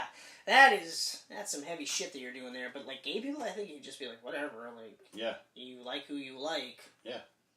What's the big deal? Like, yeah, he's a man out of time, but he's also not stupid. Yeah. Oh, blacks can date whites? What? I don't think he gives a fuck. Especially because how quickly was he friends with the Falcon? Yeah. Instantly. Immediately. So anyway, off on a tangent, but yeah, the whole high-fiving each other for having a gay character for 2 seconds of a movie, that, you're right, 100%, this scene could be cut, and you won't lose anything. Oh, easily. Like, I watched the first time we watched it in the theater, I watched it and went, okay, support group, that's kind of cool. Didn't even read, like, the gay thing didn't register with me because it's such a normal thing to me. Like, I don't really care. Yeah, exactly. I'm not pulled immediately out going, wow, he's gay. Yeah. But then the second time I was watching, I was like, okay, I understand the importance of that scene now, but it has nothing to do with really anything. I'm not even going to say that I understand their perceived importance of this scene. Yeah, they're perceived. But I feel like I mean, there's a tiny bit of importance to it, right? Because, yes, as small and irrelevant as it is. I guess my problem is if you're going to make such a big deal out of it, then make it a bigger thing. Like you said, like have Cassie just kind of say, hey, Dad. Anyone. Iron Man 3 boy there with his boyfriend holding hands. Yeah. Something. Just something. I mean, that would have been like drastic. Like, you don't have to actually obvious. literally sit there and be like, oh, hey, Bucky, Falcon, guess what? They're actually gay for each other. It doesn't have to be anything that That's what I'm saying too. Like, we've never seen Bucky or Falcon with any woman. They could be gay for all we know. Actually, to be honest, I'd be like, oh, okay. Yeah. All right. They fell in love because they both wanted to sleep with Steve and they couldn't have him. Yeah. They both, between the two of them, they're like, fuck. Well, what about you? Surprise twist, the Falcon and Winter Soldier Disney Plus show is gay porn. Hardcore gay porn for 6 episodes, yeah. Yeah, exactly. Okay, so we've already touched upon Black Widow's death, and I gotta tell you, Black Widow's death actually hit me pretty hard. It hit me hard, and I also dislike the fact that her dying made it like a boys' club for the rest of the movie. That, and... I mean, Nebula was kind of around once she came down to Earth, but... But the other part, too... Well, actually, 2 parts. One, they had that big, huge hero shot with all the women. Mm-hmm. Would have been infinitely cooler if she was there. Right? And I think, like, cooler. To me, that shot pulled me right out, because it was a huge battlefield, and all the women in that one spot at one time. To me, it seemed kind of silly. I disagree. If they would have pulled back... Okay, let's say they would have pulled back to Captain Marvel there, right? And showed all the women coming in from all sides towards her. That would have been cooler rather than just like, boom, we're all here together. Okay, yeah, okay. You know what I mean? Like, they're going to pull back and she's there and you see Thanos and all the women are coming in. I understand what you're saying. Her. You're not saying it's not cool. It could have been cooler. Yeah, it's the way they shot it. I can see where that too. It was so cheesy. It was like, Pepper's over here fighting with Iron Man. And she's like, oh, there's a chick moment going on. I got to get over there. Yeah, like, you know what? That's actually... I got you. No, that makes perfect sense. And like you said, though, too, like, Black Widow not being there just made it feel really wrong. Man, like, it was really just wrong. Like a huge because she was the first MCU woman. Oh, my God. She should have been there. Well, I guess Pepper was, technically, but you know what I mean. Yeah. No, yeah. I know what you mean. I know exactly what you mean. Like, I'm not saying Pepper Potts wasn't a badass character in her own right, but she wasn't like Black Widow. You know what I mean? Yeah, exactly. Like, Black Widow's introduction in Iron Man 2 was badass. Mm-hmm. The entire depiction of her in that movie was badass. That's another one we forgot to mention. She was one of the highlights of Iron Man 2. Absolutely. So, her introduction there, plus her story continuing in Avengers was like, okay, fucking rights. You know? And then, like I said, Winter Soldier, you're just like, yeah, more of this. Fucking more of this. Avengers 2, did you not hear me say more of this? I want more. What are you doing? Okay, fine, whatever. Damn it, Whedon. We had some cool stuff at the beginning where she's like, sun's getting low, big guy. But other than that, you know, and then you get to Infinity War and you're like, fuck, yes. She was awesome in Infinity War. I actually wish we would have got more of her in Infinity War. Because her and Cap didn't really come into the picture till probably a good halfway through. But now we know why, right? We know why. But, yeah, so, and then the final thing that I thought was a huge misstep was we have this big, huge funeral for Tony Stark, and then we have Barton just kind of, like, looking off into the lake, like, oh, yeah, we lost one. And Scarlet Witch doing the same thing, because they both lost one, but, like, Black Widow's sacrifice made it possible for the official, like, the big sacrifice. If it wasn't for hers, that one wouldn't happen. Mm. So it's disappointing that we don't get a bigger send-off for her.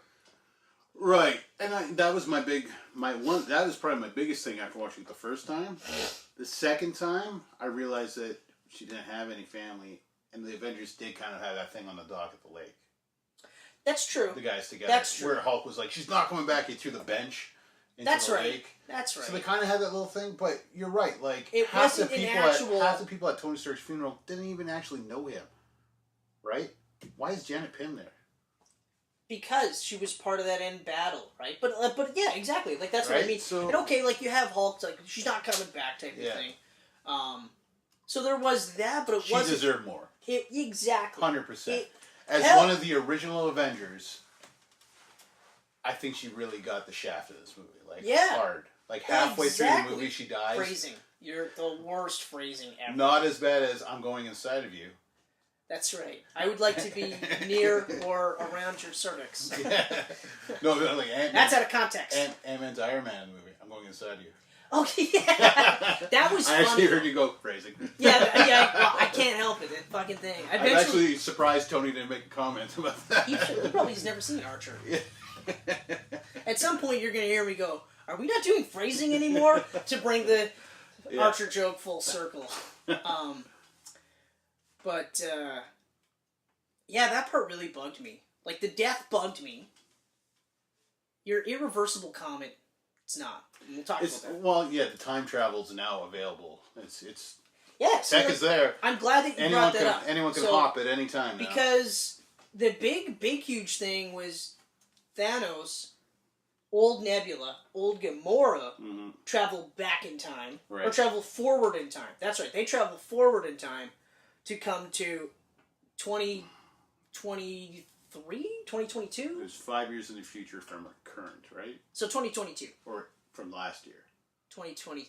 Yeah, 2023. 2023. Yeah. So 2023. So they come to the current, like the new current time. Yeah. So that's why I'm saying, technically, Black Widow isn't really gone. Because they could just pluck her from right before Yeah. she did that. That's what I mean. Especially because, yeah, like there's a fully functioning time machine because Steve Rogers goes back in time to put the stones back in place. Right. Which should be a movie. Should absolutely be a movie. And I think actually the Russos said that in an interview I read today. That they think that would be a great movie. That would be a great movie. It absolutely would be great. Mm-hmm. You know? Because then you would see Cap being Cap throughout these different timelines and different planets and stuff like that. It would also show us one thing I'm pissed off we didn't get to see in this, which is Cap meeting the Stonekeeper. Red Skull. I know, because immediately my thought was... Because I was like, this is kind of why I wanted Cap on that planet with Black Widow. Well, yeah. I really wanted to see him and going, what the fuck, Red Skull's here. Yeah. Or even just be like, oh, this is what you've been doing with your days? But the other part, too, is if you put the stone back, why don't you get that sacrifice back? Right? That's what I was kind of thinking. Because when he... because I thought that when he did the jump, when he came back, I thought it wouldn't be him, it'd actually be Black Widow. Exactly, and I thought that would have been really cool. And if they would be like, Nat, what? Well, he gave the stone back. Where's Cap? And then she's like, it's the reverse transaction. He's and then over she there. Go like, oh, well, he's over there. Yeah. I came back, he did his own thing. And then you could still do that whole thing with Falcon, which I was really surprised that they did. I was surprised. Okay, hold on. We're going all over the place, eh? Yeah. We have no structure. We have no structure at all. No structure. The biggest thing is... be confused. The biggest thing is... so, ultimately, it's the core guys we're talking about. So, Captain America, Thor, Iron Man, War Machine, Nebula. Yeah, I want to talk about Gamora a bit. I want to try not I want to try not to forget about that. Yeah. But, okay, and then we've got... so we kind of touched on almost everything. Smart Hulk. Yeah. And Barton, Ronan. Right. We haven't really talked about Thor at all. And, yeah, well, okay. All right, let's do it. There's stuff to talk about there. Let's do it. First, before we get to Thor, who's in New Asgard on planet Earth. Which Very I loved. Cool. I loved it. Very I also cool. loved that it was in Norway and it wasn't in Oklahoma. And they had, like, formally, they scratched out the old city name. Yeah. Very hilarious. But that shot of Professor Hulk and Rocket Raccoon riding in the back of the truck. Oh, priceless. God. The whole theater just blew up. I was like, oh my God, this is so awesome. Awesome. And then you get to see what is being affectionately referred to as Fat Thor. Fat Thor. Fat And Thor. that's not PEH fat. No, it is Fat Thor. It's fat like dad body. More so fat than dad bod. Which really made him look like Volstagg. You know what I got a kick out of, though, is, like, I feel like they're going, okay, Hemsworth, hey, man, I'm glad you kept most of your size. Mm-hmm. You know, we just need you to get a little bit more cut, no big deal, right? Like, you know, we're filming Infinity War and this movie back to back. Yeah. So just, you know, just do a couple push-ups from here and there, and, oh, by the way, we're going to CGI a fucking belly on you. Yeah, we're going to get you fat. But keep those abs, though. Yeah. Don't get any smaller. Don't slack off. Be absolutely ripped for this movie, and then the one right after that you're going to shoot like a couple days later, you're going to be huge. Yeah, we're going to make you fat, Thor. Yeah.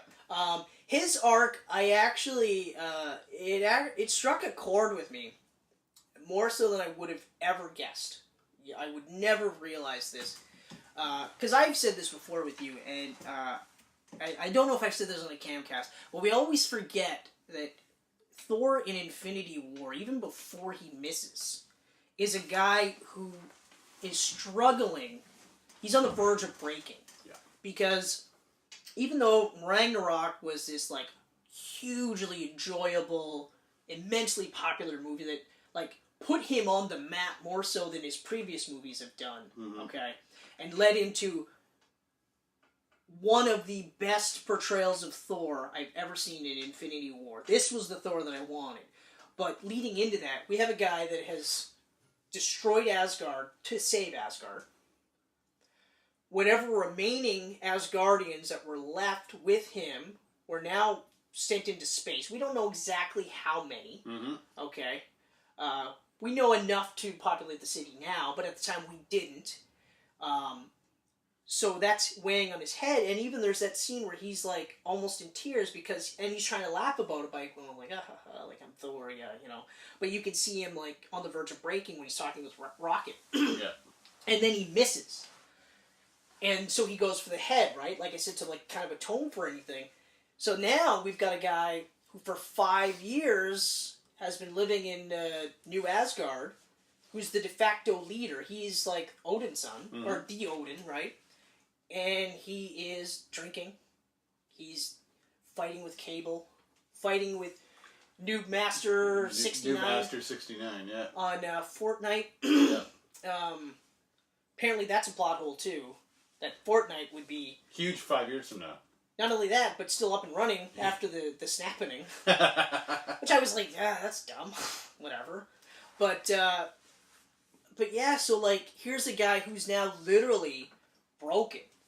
He can't get past his mistake. Because even like at the end of that conversation, like he gets really defensive. He's like, yeah, well, did anyone else cut the head off of Thanos? No, I did.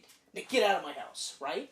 Because he does not want to deal with the fact that he lost so many people. Yeah.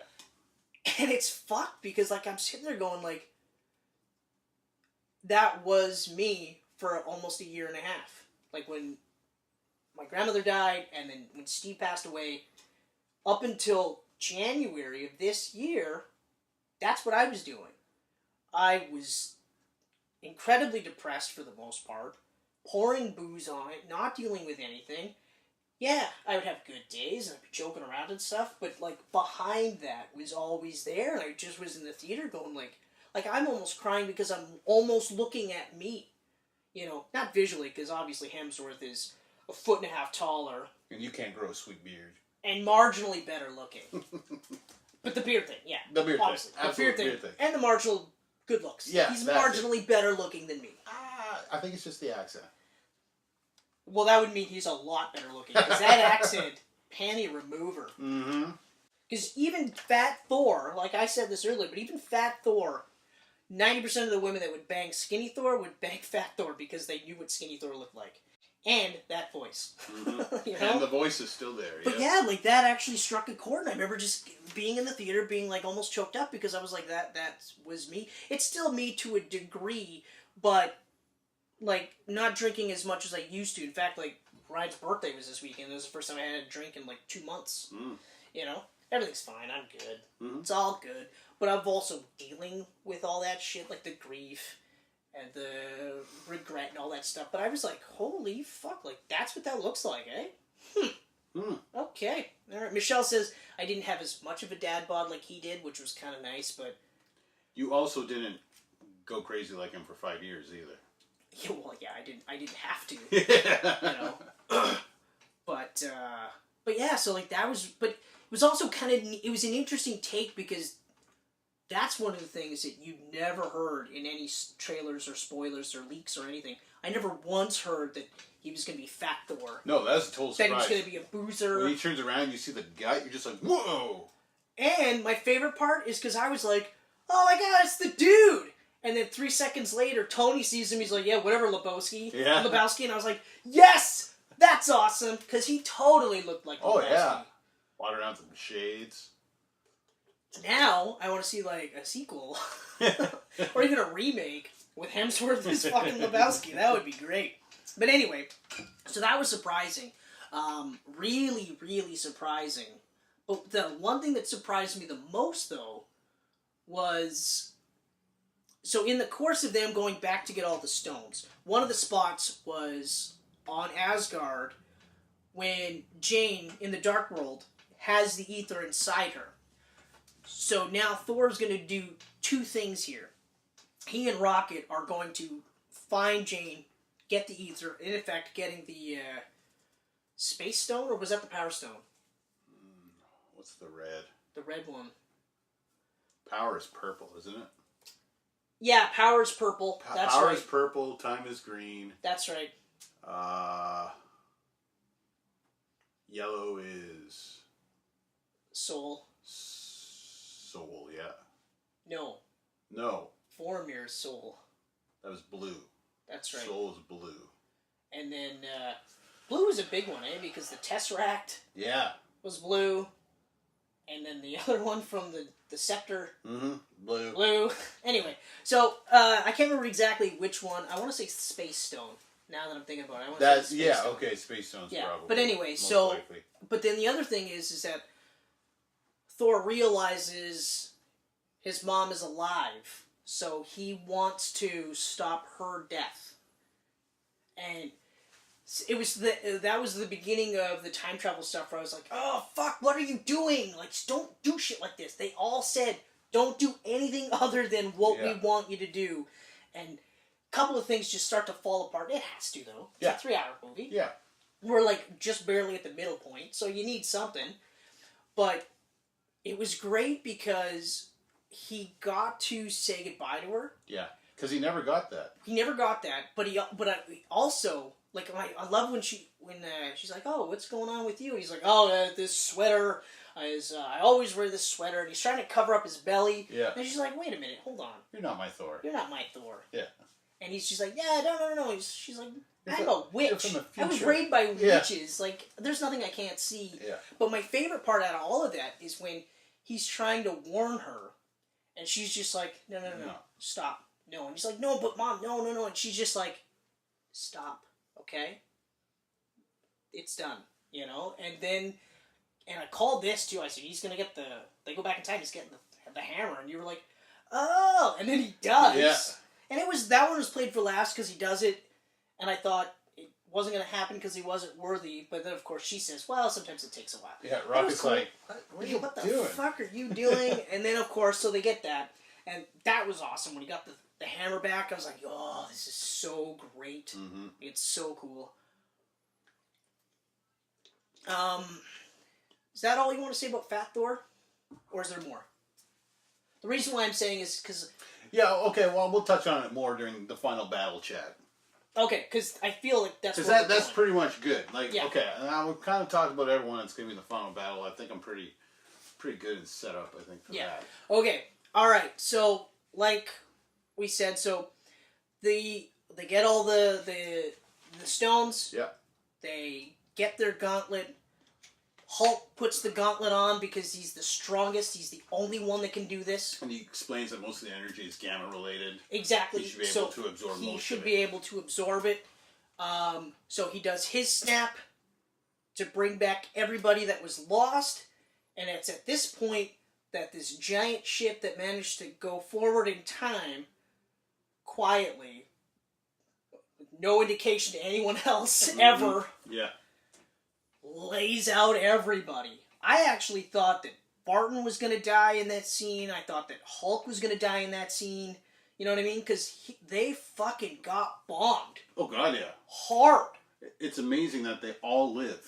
Like, not even a serious injury. Yeah. Like, not one, like, little bit of blood where they go, oh, fuck, man. Like, yeah. You got me. Or, like, a tooth spit out or whatever, right? Like, the scene where Hulk is one-handed trying to save Ant-Man and... No, it's... Rocket and War Machine. That's right, Rocket and War Machine. And Rocket's pinned. Rocket's pinned, he can't do anything, and War Machine his suit's fucked. Yeah, so he gets out of the suit and then That's crawls right. towards and he's Rocket. trying to, yeah. And then we're left with Barton, who, like I said, like I thought he was going to die there with all those things chasing after him. But can you imagine if we would have, like, at least lost an arm or something? Now, here's an archer with one arm? Yeah, but I know part of my was going, well, if they were going to kill Barton, they would have killed him on Boromir. Yeah. You know? Yeah. Because otherwise, what would be the point? Because then if they would have killed him afterwards, I would have been like, fuck you guys. Fuck you. You can't...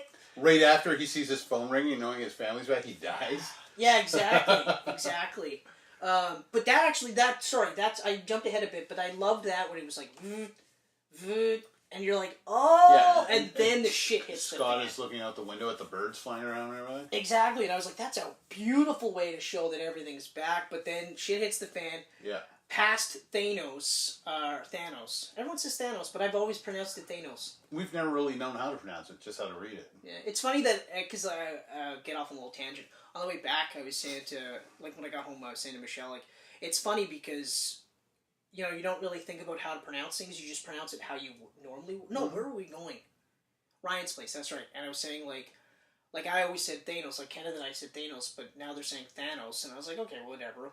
But then I was also saying, it was funny how I used to always say Keanu, and you would say Keanu. Keanu. And you're like, I swear, like, he said it in an interview, and I'm like, I don't think so. I've never heard him say that. And you're like, no, I swear. And then, like, I don't know, I can't remember the time frame, but, like, months later or something, and you were like, I don't know where I heard that it was Keanu.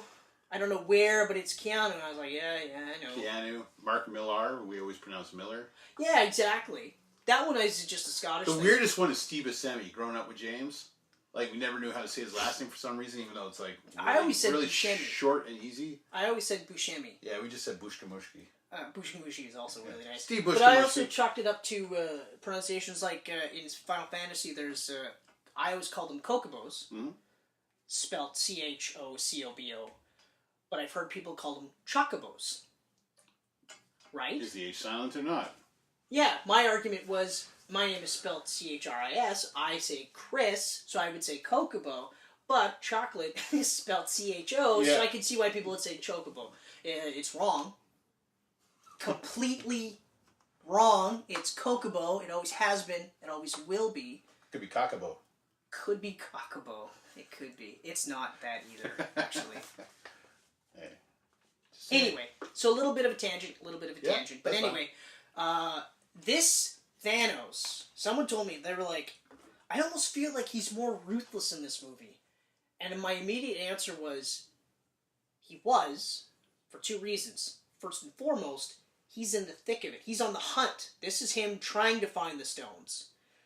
This is him at his most ruthless. And also, they had to make him this way because there were people at the end of Infinity War that almost felt he was a sympathetic bad guy. You know, like on paper, his idea was to get rid of half the population so that the other half can thrive. Yeah. You know, So balance. so you see him before that, and you're like, this is a bad fucker. Right, like, never mind that, like, yeah, you're like, oh, I get that part, but couldn't we just use less stuff so that more people could have more stuff? Oh, wait, no. Yeah. Let's not exercise any self-restraint. Let's just make it so that I can gorge now because I've got more than I would have had because my neighbor over there is gone. You know what I mean? Like, I get the concept and I can understand why some people would feel that way, but I never thought of him as a sympathetic bad guy. He wasn't like Dr. Octopus in Spider-Man 2. Yes. Or even Vulture in Spider-Man Homecoming. That's right, I went 2 Spider-Man movies. But anyway, like those ones... Whoa! Like, Vulture is always interesting because he starts off as this guy who's like, I'm just doing it to save, like, to put food on my family's place, and I hate Tony Stark and that rich elite. But by the time Spider-Man rolls around, now he's part of that 1% that he was rallying against. It's just now he's really good at his job, right? So it's kind of an interesting thing. But anyway, so Thanos is ruthless. The scene where the Nebulas link up when they're both in the same time period, I was like, I never even thought of that, and when it happened, I was like, oh fuck, oh shit, because now through future Nebula, past Nebula, tells Thanos exactly what's happening, so he's like, I won, I fucking won. And he doesn't, I got the impression that he wasn't going to do anything because he saw the future. He saw that he won. Yeah. Until he saw that he died, and then he's like, okay, let's get the stones now. Yeah. Let's get that shit now, because I don't want to die. You know? So him being ruthless, another thing that I really liked was he's in his battle armor. See, I love that. He was a little cocky right in Infinity War. He already had the stones. One of the guys I work with, Vern Hyder, actually pointed this out that I never made this connection to. But he actually goes like this, because like up until recently I've been playing movies at work on our 4K setup at the Power Center, which you should come out and see. And I would alternate between Spider-Man Homecoming, Mission Impossible 6, and Infinity War. And right at the beginning, Thanos is in his battle armor, gets the stone, the Tesseract. Mm-hmm. Was it the Tesseract? Yeah, you got the Tesseract off from Loki. Yeah. And immediately starts shedding his armor. And Vern goes, yeah, you know, he's shedding his armor because he's more and more powerful. And I went, yeah. Yeah. That's right. Don't need the armor now. That's exactly it, because why would you need the fucking helmet and the chest plate, or even a weapon? His weapon was awesome. And yeah, that was awesome. But why would he need that? Because he's already got, you know, at this point, 2 of the stones, right? Mm-hmm. Or 1 of the stones. He only had the 1 in the beginning. He had the 1 on the ship, and then 2 by the time the ship was done. That's right, yeah. Because he took out Xander, and he got the stone from that. That's right. But I remember, I was just like, huh, holy shit. So then when you see him in the suit, you're like, well, yeah, of course he does. But he's no less a threat. He's fucking brutal. The way he moves and fights, at his size? Yeah, like, oh my god. God, he's like the Undertaker of supervillains. Like, fucking incredible. Just absolutely incredible. And so we get to the point where it's down to Cap, Iron Man, and Thor. Yeah, they walk up, Cap and Iron Man walk up, Thor's just standing there, and they're like, what's he been doing? He's just sitting there waiting. Yeah. And I was like, holy fuck. This shit's about to get real. And then Thor finally gets the suit, and his beard gets all braided. And still got that belly. He still got the belly, but with the armor, he just looked like a badass Odin. He looked like Odin. He looked like Odin. Badass. But I'm glad that they kept the belly, though. Like, I'm glad that it wasn't one of those where, like, boom. But to see him, like, especially because when the last time we saw him, like, go thunder and lightning was Ragnarok, actually. Yeah. When he had the lightning bolts for eyes and shit. You know, and they were saying, like, you didn't need the hammer at all, but I love that they brought the hammer back and Stormbringer. Mm-hmm. And it's a brutal fight. It is so brutal. It is crazy brutal. It is unbelievably brutal. And even like Cap is just getting beat the fuck up. The shield gets shattered. But he is not backing down. Why would he? You get that awesome. Well, what? Oh, that's right. Iron Man gets taken out by the hammer. That's right. Because Thanos deflects it off the Cap shield or something like that. Something like right? that. Breaks the shield too. Well, not till Cap's holding it. That's right. That's right. Yeah. But before that goes down, Cap picks up the hammer. It happened. I thought he picked it up after the shield was broken. No, because he had the shield and the hammer, and he's going nuts with it. I thought the Decimated were back by then. No, because he loses the hammer goes flying, and now he's just got the shield, and Thanos is just hammering down the shield. That's right. And then there's that scene, like, he's, like, busted up, and he's cinching the shield to keep himself in place. That's right, and it's all broken. He's about to do like his last stand. Yeah. And then Falcon Yeah. says, "On your left." Cap, on your left. I was like, and it's like, what? And then you see the portals all start opening all over. oh, like, Wakanda, holy friggin' Wakanda rolls in, and then everyone from the from Titan comes back. like, oh man, just like it was so cool, especially because like I was like, okay, Cap's dead. Yeah. Cap is fucking dead. He's I thought done. this was it. This is the last stand. Before, now that I'm brought up to speed and I remember everything the way it should be, Cap with Mjolnir. Here's the thing about the comic books. You knew it was going to happen because you knew he did it in the comic books, right? And I remember saying to myself, I was disappointed that he just moved it in Ultron. But after that, I was like, well, there's no way they're not going to show it. But the fact that he budged it gave Thor the idea that, whoa. Yes. So when he's about to get killed, and Cap picks up the hammer, and Thor goes, I knew it! That was awesome. When he goes, I knew it, I was like, yes! Yeah. But then, I don't think I've ever seen it in the comic books where he called the lightning. You know what I mean? Like, he's held it, he's used it, but the fucking shit they did...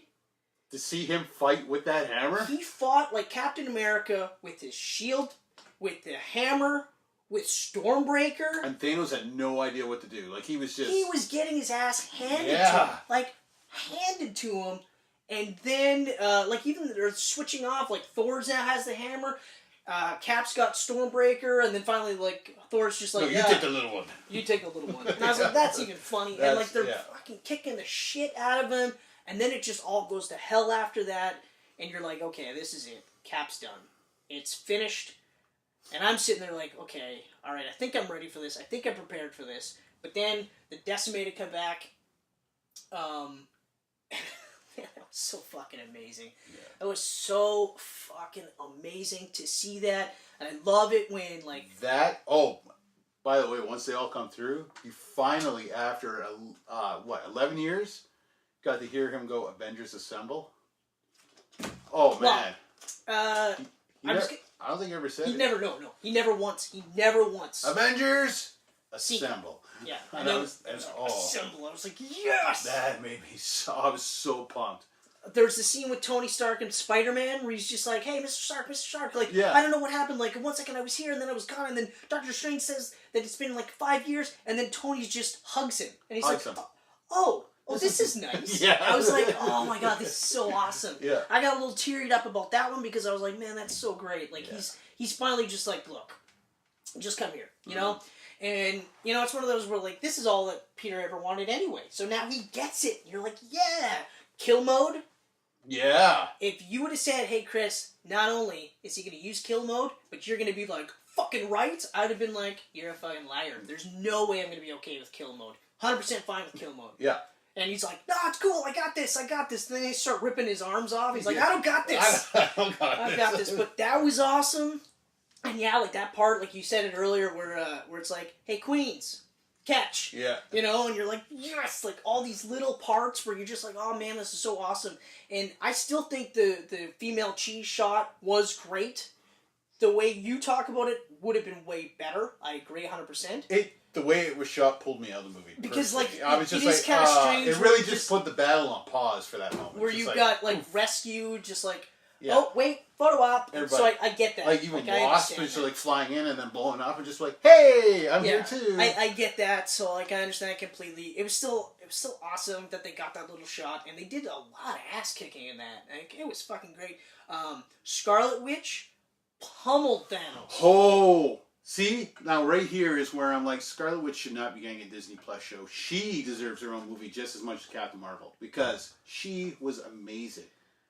I mean, if that ship didn't start shooting, she would just destroy Thanos. It would have been over.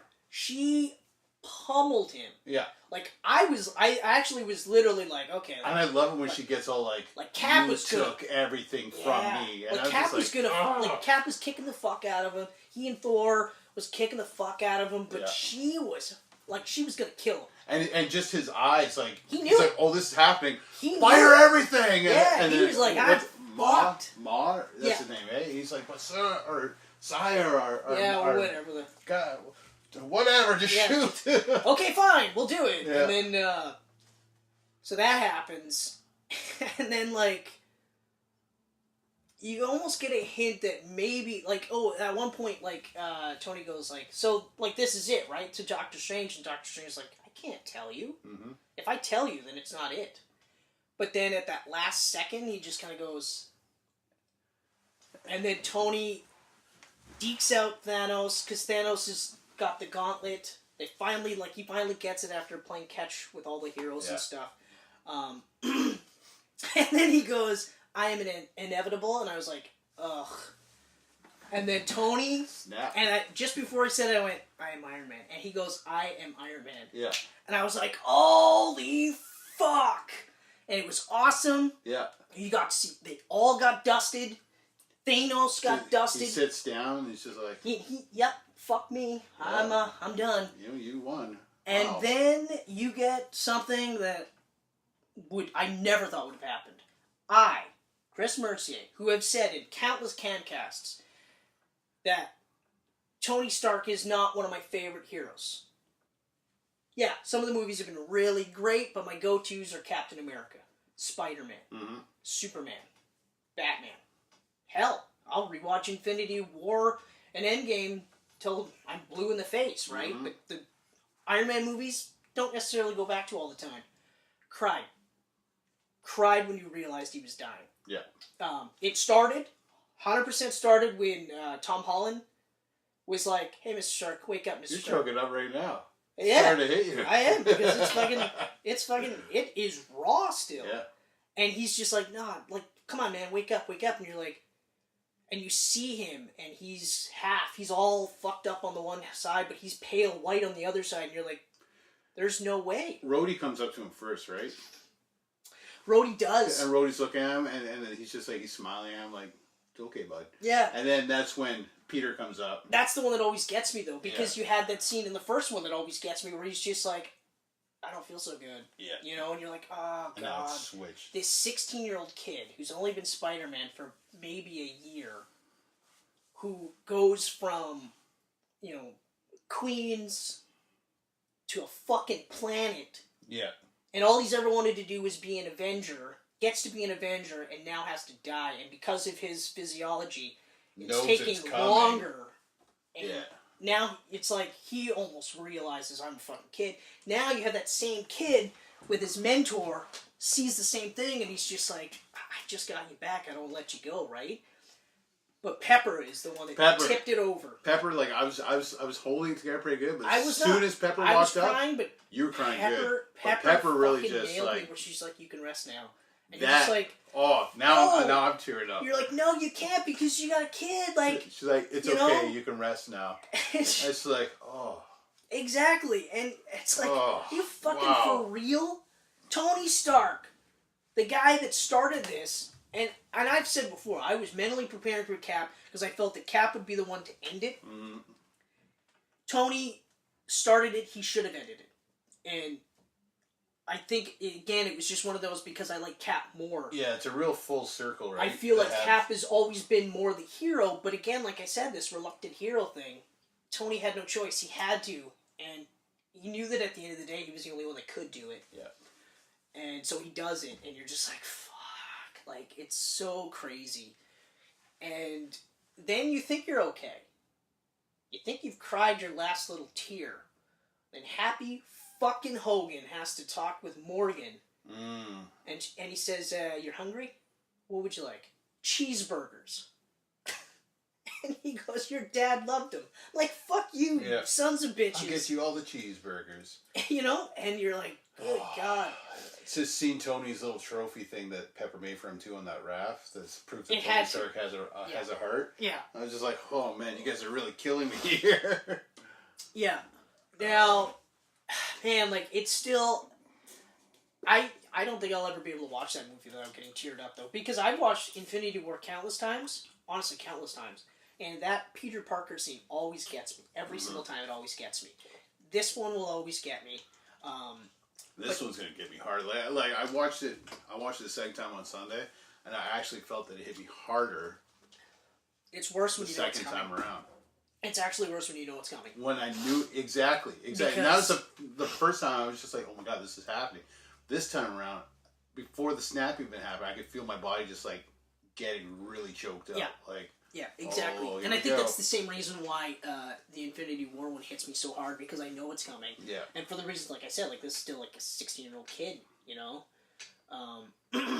But then, yeah, like it's just so crazy. And then you also now get, like, as we mentioned before, the Cap's going back in time to put the stones back. Mm-hmm. And instead of coming right back, or instead of having Black Widow right back, he's off to the side on a bench, and now he's old. And we find out that he actually, like in his words, he settled down with somebody. But he doesn't say who. Before that point, though, like, before he's about to go in the thing, and Hulk, everyone was like, we'll see you in about 5 seconds, right? Yeah. But Bucky hugs him and says, I'm going to miss you, man. Yeah. And I was like... Because Bucky knows. I'm like, they talked beforehand. Yeah. He probably said, hey, what do you think about me giving the shield to Sam? I guarantee it. And he was probably like, Sam deserves it. Yeah. Yeah, exactly. Because, like, even when old Steve popped up on the bench, Bucky didn't walk up to him and say anything. He said, Sam, go. That's right. He knew. That's right. Yeah, he's just like, hey. Yeah. And that ending was a perfect ending for Cap. But this is where I'm saying, like, as long as you don't think about it. Exactly. Because It's here's kind of the like time travel. We touched upon this with Black Widow's death. And you're going to touch more on Gamora. Yeah. Because you haven't finished your Gamora. I haven't you mentioned the Gamora thing yet. No. But again, that's another one, because this is like past Gamora apparently is running around in future. Is it that though? Like I wasn't sure. I wasn't sure if it was because Peter's looking for her. He's searching for her on the screen. Yep. We got her little as Guardians of the Galaxy tease with Thor, which was funny. And it actually makes me wonder if Thor will be with them, because James Gunn already had his third script written. I wonder if Thor is in it. That's the thing. I don't know, because he was fired for a year. He didn't know what was going on. You could tweak it fairly easily. You could. And I don't see why you wouldn't. Especially because Ragnarok ends it on a very Guardians type vibe. Yeah. You know? And but then who do they go up against if they have the power of Thor with them? But now? hold on. The other part is that the script for Infinity War and Endgame was also finished. So much so that Captain Marvel had to be spliced in there, right? So wouldn't it stand to reason that Feige would have had that on the spectrum and say, hey, what about this? I mean, yeah, I guess so, but... And I mean, like, that opening interlude in Infinity War with Thor and the Guardians is gold. Yeah. Like, that's one of those ones where, like, you would never think it would be great. Because, yeah, they did as Guardians of the Galaxy in the comic books, but that was with Angela. As Guardians. That was with Angela. Yeah. But they were all Angela and the Guardians. And because Angela... No, they were all as Guardians. There was... I don't think any of them were Guardians. You're wrong. Are you sure? Yep. Oh, okay. There might be more as Guardians than I'm saying, but... Okay. Because, like, Angela was a Todd McFarlane creation that Marvel ended up buying, and then retroactively made her an Asgardian. Yeah, that was weird, eh? That was dumb. It was a Tom McFarlane, Neil Gaiman co-creation. That's right, because Gaiman won this lawsuit against McFarlane. That's right, and then sold it to Marvel. It's the same reason why Marvel has the Marvel Man. Yeah, that they're not Miracle doing Man. anything with. No, they just did the reprints, and then that's it. Like, why? It's whatever. Well, part of the reason why, though, is that, like, Marvel Man / Miracle Man, it's too dark of a character, and you can't put him into the Marvel Universe the way he is. So you'd have to change the character, and in which case, why bother? Yeah, but they changed Angela. They changed the Supreme Power guys, Squadron Supreme. They changed... Conan is now in the Marvel Universe. He's an Avenger now. Conan the Barbarian's an Avenger. Yeah, I know. I caught that. What world do we live in? I was like, what the fuck is happening? But I, you know what? I don't know. I just feel like... Or it could even be something as simple as you don't have a writer that has a good enough hook. Here's a crazy idea. Bring back the Max line. It was awesome. Yeah. Actually, yeah, this would be the perfect time to do the Max line. It was an awesome line. I love the Max line. Supreme Power? Supreme. Oh, those were golden years, man. That whole initial run was awesome. Supreme Power, Alias, Garth Ennis did that big run on the Punisher, which was insane. So Speaking good. of Garth Ennis, how do you feel about The Boys on Amazon Prime? I never really cared for the comics, so I'm not really excited about the show. That's how I felt, because like I never even read the comic books, but I remember just being like, okay, so it's like a filthy, fuck-laden version of the superheroes. It's basically the same way I felt about Preacher becoming a show. Like, I've watched some of it on Amazon Prime now, and it's a decent show, but I watched never the first couple of episodes, and then I was like, oh, okay, but then I just didn't. Yeah, I started watching it. I was like, this isn't that bad. But then I got pulled away and I just stopped. So I guess it wasn't as good It's as I how thought I felt. It was the same thing that happened with The Walking Dead for me, where I was in and then I was out. And then I was like, You know. Okay, so the Gamora stuff you were saying? Yeah, the Gamora stuff. I'm assuming she stayed in this timeline, or did she somehow go back to the past? Because it could be, if she's in the past, then she's going to eventually catch up to our people in the years, right? But she's also, if she's from the past. She's from the past from a different timeline, though, correct?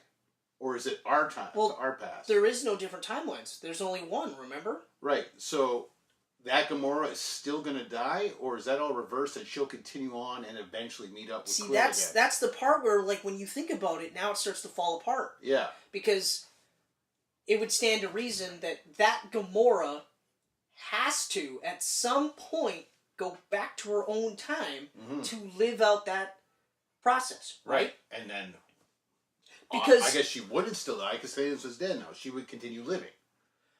But that's the other thing, right? Like, and if she continues living and doesn't meet the Guardians the way she did originally, will she still get to this point where Quill can now search for her? But by their rules, yeah, she would have to.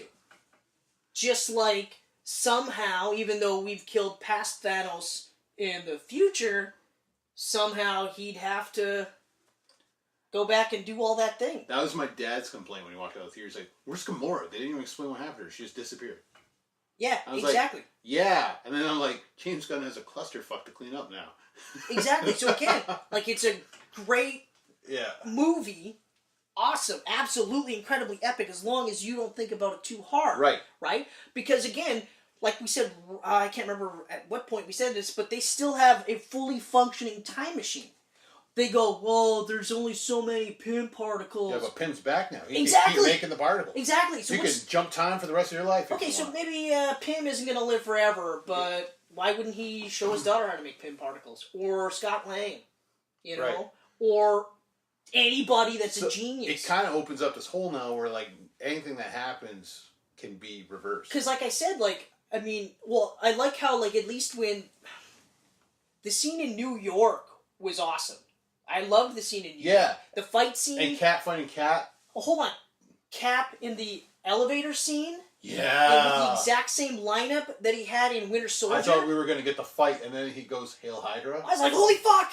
That actually was the only way that they could have ended that scene without a fight where I wasn't going to be happy. I was like, holy shit, that's awesome.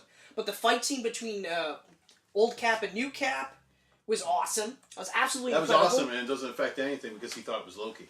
Exactly. Except now Loki has disappeared. But see, Loki's covered because his streaming show is going to be Loki in and around time. Right. Okay. And this isn't good redeemed Loki. This is bad fucking asshole Loki. Right. Who tried to kill everyone in Avengers. Yeah, but see, but even then, he would still have to get to a point where he's in at the beginning in Infinity War where he gets choked out. Right. Or would he? But see, this is exactly my point. Right. Like, so this is why, like, now you're starting to see why I have a problem with time travel movies. Yeah. So I'm gonna say this again: don't think about it. Don't think about it, especially because that is the trick. Here's the big one for me. Here's the one where I'm like, really, don't think about it. But I do. I have to think about it because I'm fucked when it comes to this shit. Cap's ending is he's sitting on the bench. He's old Cap. Okay? So. Yeah. It's a beautiful way to end his story. It is absolutely incredible. He's talking to Falcon. He's got a wedding ring on his finger. That's the thing. I noticed the ring and I went, oh, he got married. And then, so Falcon goes, he actually says it, he goes, I see you got a ring there, you want to tell me about it? He goes, No, I don't. I don't. And I was like, that's really nice. That's And then they really cut back good. to him doing the dance with And Peggy. they do the jazz song, and he's dancing with Peggy. So he got his dance with Peggy, but they don't explain whether it was actually her that he married. I'm going to say yes. And if that's the case, Oh, yeah, go on. if that's the case, then Cap just went against everything he stands for because he made a timeline where all her grandkids and everything don't exist anymore that she talked about Winter Soldier. Or, because in Winter Soldier, it's vague about who her husband is. Right. She doesn't say his name. She does say Cap rescues him. Okay. However, that could just be the story. Or it could be a little bit more in depth, and I'll get to that in a second. Also, because, like I said, I watched 2 seasons of Agent Carter. Mm-hmm. Okay, they really built up this Sousa character as the potential husband for her.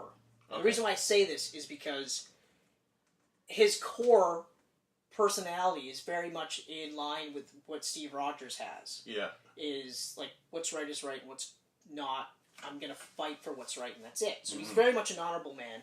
And so you could argue that she gets knocked up by Sousa. Yeah. He dies. At that crucial point where Cap comes back. Because this is like after Cap's frozen, right? Mm-hmm. So he could have been the surrogate dad to these kids. Could have been. Because otherwise, you're right, they knock those kids out of this timeline, or he's the father of these kids. But even then, that makes no sense because then Sharon be his granddaughter.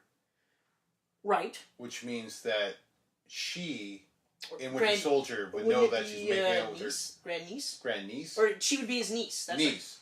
Right. Yeah. So, but in Winter Soldier, then she would have known she was making out with her uncle. Right. There's that. Or you've got 2 kids that are superpowered. Right. On some level. That's right. also a possibility. But this old Cap would be in a different timeline now. He would never come back to this one. Because this timeline already has a Cap. Uh-huh. So unless he jumps time again to come back to this point... But, see, that's the thing. So, again, you right. have a part where you have to go, hold on a sec. Yeah. Right? So, initial timeline. Yeah. Steve Rogers, skinny kid from Brooklyn. Mm-hmm. Gets the super Project Rebirth, becomes Captain America. Mm-hmm. Gets frozen in a block of ice. Mm-hmm. Right? Mm-hmm. Gets unfrozen. Mm-hmm. Beats up with the Avengers. Goes through all his things, right? Yeah. Goes through time. Yeah. To come right back to this point. Right. To live out all that life. Right? Yeah. Purposely doing this because typically this is a time loop, right? So my favorite example of a time loop is Terminator. Sarah Connor has John Connor. John Connor grows up to be the resistance, the leader of the human resistance against Skynet and the Terminators. Skynet, in a bid to kill him, sends a Terminator back in time to kill Sarah Connor before she's pregnant with right. John Connor. Or any way before he's born, right? John Connor sends the guy named Kyle Reese, who he knows is going to be his father. He doesn't tell Kyle Reese this. Yeah. But he sends him back in time to stop the Terminator, right? Mm-hmm. Yeah. Okay, so in order for John Connor to live his life, he's got to send Kyle Reese, who's got to stop the Terminator from killing his mom, so this can happen, right? Yeah. That's typically how a time loop works. A closed time loop is just like that. This John Connor here, can continue, but this loop always has to happen. Like Kyle Reese especially, always has to happen. Mm-hmm. Okay? There's no time loop here. It's just this weird fucking thing where it should be a time loop, right? But my biggest problem with this, forget about all the time travel stuff. Forget about it. My biggest problem is you have the guy who, even when he was the smallest runt of the litter, didn't like bullies. Mm-hmm. Didn't care where they were from. Just didn't like them. He would stand up for anybody, even though he physically couldn't. Remember when we did First Avenger and I said Peggy Carter was already falling for him before he became yes. Captain America? Yeah. Because she saw what Erskine saw. That he really was a good guy. He just didn't have the body to do it. Mm-hmm. My favorite scene in that movie, one of my favorites, is when they're driving to the place to actually do this, and he's like, got my ass kicked there, got my ass kicked there, got my ass kicked there, and she's just like, why didn't you just run? And he's just like, yeah, but I mean, eventually they'll catch you, you know? Mm-hmm. But if you stand your ground, push back, eventually they leave you alone. She immediately is like, she's in. Now she's in. So even if that failed, and he was still going to be regular Steve Rogers, and he wasn't going to be Captain America, she was going to date him. Yeah. Okay? Simple as that. Now, you want me to believe that he goes back in time, lives his entire life with Peggy in secret, knowing what he knows. Vietnam happens. Captain America doesn't show up. Desert Storm happens. Sure, he's older, but Captain America doesn't show up.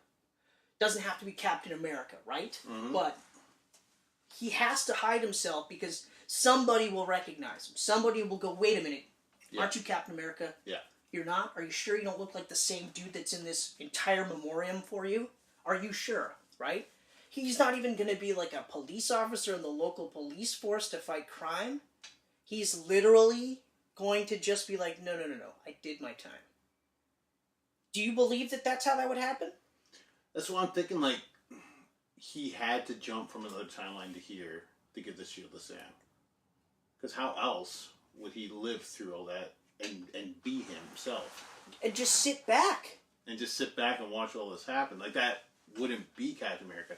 Not to mention going to Bucky, hey, I'll see you in this spot in 80 years. Like, how do you know you're going to be alive in 80 years if you're just going to grow old? Exactly. You might fucking die of cancer at You know, 65. and I mean, okay, like, granted, I always kind of like the idea that the super soldier serum Yeah. in the comic books slows his aging down. Yeah. Okay? And it's because of the serum that he was able to be frozen in ice. So those two things are one of the main reasons why he got to where he is. And I do like that it kind of slows down his aging. But I did like that they aged him. It's just like I said, like it's a beautiful, happy ending. It is. Until you think about it. Right. And that's why I thought about it a little bit after the first viewing, but then I couldn't help but think about it after the second. And I'm just not going to think about it. That's exactly it. Because it's a beautiful ending. And you know what? For the people that aren't crazy like us, they're not going to think about all that shit. They're going to go, that's really nice. And it was. Like, when I first saw it, I was like, oh, he got to get the dance. And then I started to get choked up again because it is great that he finally got it. And especially because they kept showing that old fucking picture holder that he had, the compass with her picture in it. And I always thought that was beautiful because that's his north, his center, right? Yeah. And so even though you said, well, they didn't reference Sharon at all in this movie, and I agree, and I feel like they should have, but the reason why they didn't was because they didn't want you to go, yeah, but I kind of wanted him to hook up with her, because then that's not the ending, right? Now he's doing the same thing he does in the comic books, where it's that never-ending battle against truth, or whatever the fuck, or never-ending battle for truth and justice, and yada, yada, yada. Whereas he gets that ending where he gets to do that. So yeah, like, don't think about it at all. And I don't think I will because, like, it's almost like it's not fair because to think of it like that because the movie is so fucking, like, epically bittersweet. And like I said, like, you get definitive endings. But with the time machine, you do have a way to bring these characters back in a way that makes sense in this world where most people won't go, that doesn't jive. They could literally just be like if all of a sudden, and I firmly believe, like, even if Endgame doesn't become the biggest all-time blockbuster of all time, it's really going to have to, like, there's going to have to be a ton of things to happen for this not to happen. I feel like it's either going to be there or just barely doesn't do it. Yeah, the only thing that's going to stop it from getting there is the fact that Avatar opened at Christmas where there was no competition. It was able just to hold the box office for a month, But 2 months. really, what kind of competition do they have for the next month? Well, for kids, they got Pikachu coming out. Okay. All right. Kids and adults. Like, I mean, there are Pokemon A week after fans. that is Godzilla. Again. 2 weeks after that is Spider-Man. That Spider-Man's 2 months away. Is it July? It's July. Okay. July 5th. Okay. July 3rd, sorry. Okay. So, like... And also, like, I feel like Spider-Man will get a massively huge boost from Endgame. Yeah. Oh, yeah. Because, like Captain Marvel's still reaping the benefits of Endgame. Like, in fact, it's got a boost because of Endgame. Mm-hmm. Although I'm not sure why it was still in the theaters, to be honest. That movie made $1 billion, and I'll say this, it shouldn't have made $1 billion. Yeah. I love... It's Disney. I love her characterization. Like, her character and her characterization in that movie was great. And her, and Samuel L. Jackson was great. I don't want to say too much more, but I don't feel like it's a $1 billion movie. I feel like, and I've said this, I've made the mistake of saying this online, and having, like, all these people that know everything chew me out. Yeah, I don't know why you did that. Disney does this, where they'll bump their movie to get to a certain spot. They'll go hire the guy, or get guys to go watch the movie and boost the box office. I didn't know that. Gross. Black Panther was in 9th or 10th place at the box office at around $692 million.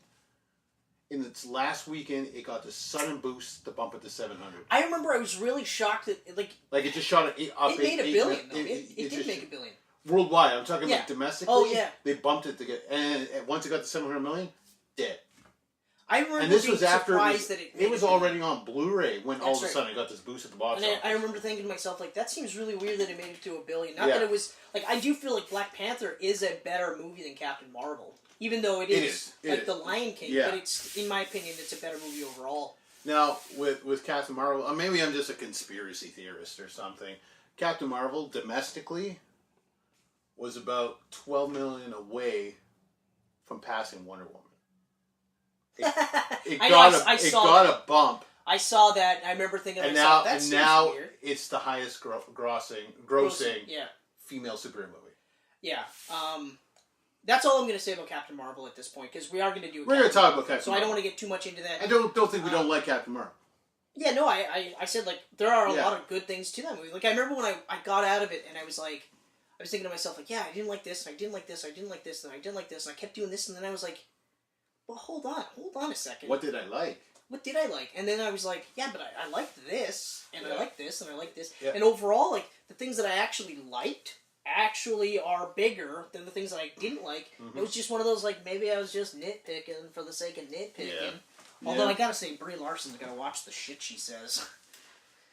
But again, say that for Captain Marvel, because this was about Endgame. And speaking of Captain Marvel and Endgame, though, I love that they gave her the short hair. That was awesome. When they did that, I was so fucking... Like, that made me really happy. Awesome. That made me happy. That was so cool. Yeah. And also the shit that she did, like, she was giving Thanos a good fucking beating, too. And I'm glad that she came in, she stopped the snap from happening, so she did some pretty important things. She took down his shit. Yep. But she wasn't the one that beat him. And that made me happy, because this is about wrapping up the original Avengers story. Yeah, and I remember, like, when they were talking about how, like, she was going to be the one that Thanos feared, and I was like, okay, alright, and I was, like, kind of okay with it, but then I was thinking about it as I was watching the movie, and I'm like, and I feel the same way, like, I'm glad that she had her big fucking moment that was like, yeah, mm-hmm. And you established that she is the strongest person in the known galaxy right now. Like when you headbutt her and she doesn't budge? Yeah. That was pretty funny. That was awesome. Yeah. And I was like, okay, alright. And then you saw that look on his face that he had like with Scarlet Witch, where he was just like, oh. Yeah, and I like that too, but you're right, like I liked that it was the actual original, and ultimately Tony to fucking end it and save the day, and you're just like, man, this is so fucking And then smart thinking, though, by having him take the Power Stone and hitting her. Yes. And taking her out. I know, I was like, wow, that's genius. Yeah, very cool. Because, like, they were even talking, like, in Infinity War, that scene where Cap's holding his hand, and even, like, Thanos is kind of like, how's he doing this type of thing? Because I remember thinking, like, how fucking strong do they make Captain America? But they argue that he's in contact with the Gauntlet, and his willpower is so strong that he's actually giving Thanos a run for his money, and I thought that was a nice touch where her willpower would be just as strong. Yeah. To the point where he actually had to go, Yeah. you know? Like, like that knife trick, like in, was it The Hunted? Is that the movie that I'm thinking of? The one with Benicio del Toro? Yeah, The Hunted. Yeah. And they go those knife scenes, and he's like this, drops it, and then guts him here. I was like, that's such a cool move that he does. But so at the end of the day, it's just epically bittersweet. Like, that's what I've been telling people. At first, I was saying it's epic, and then I was like, to be honest, it's epically bittersweet, and because you have, for the most part, definitive endings. Mm-hmm. For the most part, definitive beginnings. Mm-hmm. You know, it really makes you wonder where the Avengers go from here. Because I heard, like, Phase 4, we're not going to get the connected tissue anymore. Like, they're not going to be connected. That's what I've heard. I've heard that. I've also heard that we're also probably about 3 to 4 years away from another Avengers movie. Yeah, like, it's going to take a while, and you're going to which have makes sense a lot because of solo Avengers. You are still going to have to start to build towards something that's big enough for the Avengers to handle. Mm-hmm. I also think that it's also, part of it is they are going to see how well these movies do without Captain America, without Tony Stark, without Black Widow, like without all these like characters. that's the thing, right? Because like I looked at the lineup, and right now I'm really like, I don't know if I'm gonna really watch much of Phase 4 because it's hard right to now. say. Like you said, you gotta see the trailer first. Yeah, but right now we got Eternals, Shang-Chi. Actually, hold on. I thought about this, but I'm going to preface this really quickly. Yeah. Actually, no. I'll touch upon this after the fact. But Okay. don't let me forget. I got something else to add. But Eternals, Yeah. I have absolutely no desire at all. And I did say, the trailers, but the trailers are going to have to be like Guardians of the Galaxy level trailers to bring me in. Okay? Like with Guardians, I'm not a huge Guardians fan, but with Guardians, I was already in because they said James Gunn's good. Yeah, no, and I remember that. So but that was for me, that was a little different. It was still me going like, okay, all right. Yeah. But then I saw the trailer, and then I was like, okay, all right. And then I saw the second trailer, and I was like, yeah, you know what? This is actually going to be good. Yeah. I didn't think it was going to be as good as it was, but I was like, okay, there's something here. Because I was the same way. I'm familiar with the characters. Yep. I don't give a fuck. I don't give a fuck about any of these characters. I know who they are, you know? But what the fuck do I care, right? Yeah. I already got my team. They're called the Avengers. I don't know if you've heard of them, right? But yeah, so like if it's on that level, then I might check this out in the theater, okay? But as it stands right now, I'm familiar with the Eternals. I'm not, but on this, while we're talking about it, I'm familiar with them as a concept, kinda, sorta, but like even the Guardians, I know less about them than I do the Guardians. Mm-hmm. You know what I mean? Like if you say Charlie 27, I go Guardians of the Galaxy. Yeah.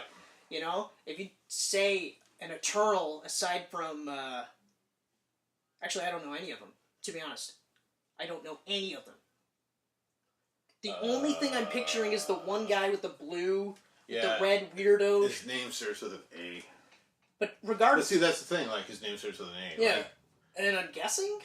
It's like Kirby created them. I'm like, I wasn't alive when they were created, and they mean nothing to me. But, like, Kirby also created the New Gods, and I could tell you a lot more about the New Gods than I can the Eternals. I know nothing about the Eternals. I don't really care to know anything about the Eternals. That's the other thing. Even with Neil Gaiman writing them, I didn't read it. Like, I was just like, I don't care. Well, I'm also, like, I'm not a huge Gaiman. I've never really read enough in Gaiman to actually say I like his work. I haven't read 1602, that's it. Or is it 1601? No, 1602. Yeah, okay. Oh yeah, because wasn't 1603 the sequel? Yeah, or something. But I don't think he wrote the sequel. No, he didn't. But anyway, so the Eternals, it's going to have to look amazing for me to even see that in theater. Mm-hmm. Shang-Chi is a little bit different because now they could do a kung fu movie within the Marvel Universe. So there's something there that I'm like, okay, all right. Mm-hmm. But again, we're also talking about a character that I could care less about. Well, that's the thing, right? You know, and it's not about being a white guy. They want to diversify in Phase 4. Like you said, fine. We want all the kids to look up to someone. Do it! And when you think about it, they don't really have a ton of Asian characters, so they don't. It's going to be Shang-Chi, and I'm just like... Unless... I've never cared about Shang-Chi. Unless they race-swapped Iron Fist. Yeah. Which... And it's got nothing to do with race whatsoever. I mean, like, these are just characters I've never really... Well, Captain Marvel, male or female, never cared about. Exactly. Black Panther, never really cared about Black Panther. I will say that, like, Captain Marvel, like, when they released Captain Marvel, like, the female Captain Marvel in the comic books, I was like, oh, okay, that's cool. Like, I liked it because, her origin was surrounded by the Kree stuff anyway, you know, and she was called, she was originally Captain Marvel, and then Rogue took her powers. That's right. Because Carol Danvers' character, that's right. That's how old she's been around. She's been around since the 60s. But then she came back as Warbird, and I remember just being like, oh, okay. But then when they brought her back as Captain Marvel, I was like, that's great. That is awesome. And they gave her like an actual, like a battle suit, not like this cheesy fucking swimsuit that she was wearing for a while there. I was like, ugh. Oh, that the lightning bolt thing? Yeah. Her Warbird costume? Yeah. Like, I mean, it's just one of those, like, the older I get, the more I'm like, you know, this doesn't make any sense, like, for anybody to fight in a fucking swimsuit, right? Like, it doesn't make any sense for this to happen, like, unless you're, like, Hercules. I still think that, I still think they should have introduced her earlier as Ms. Marvel, and then had Captain America hand off Captain Turbo. I don't even think that, I like that they're just calling her Marvel, like, the Ms. Marvel, I don't, like, I never liked that one either. I don't understand the concept. I don't understand the concept of Captain Marvel, because she's not a captain.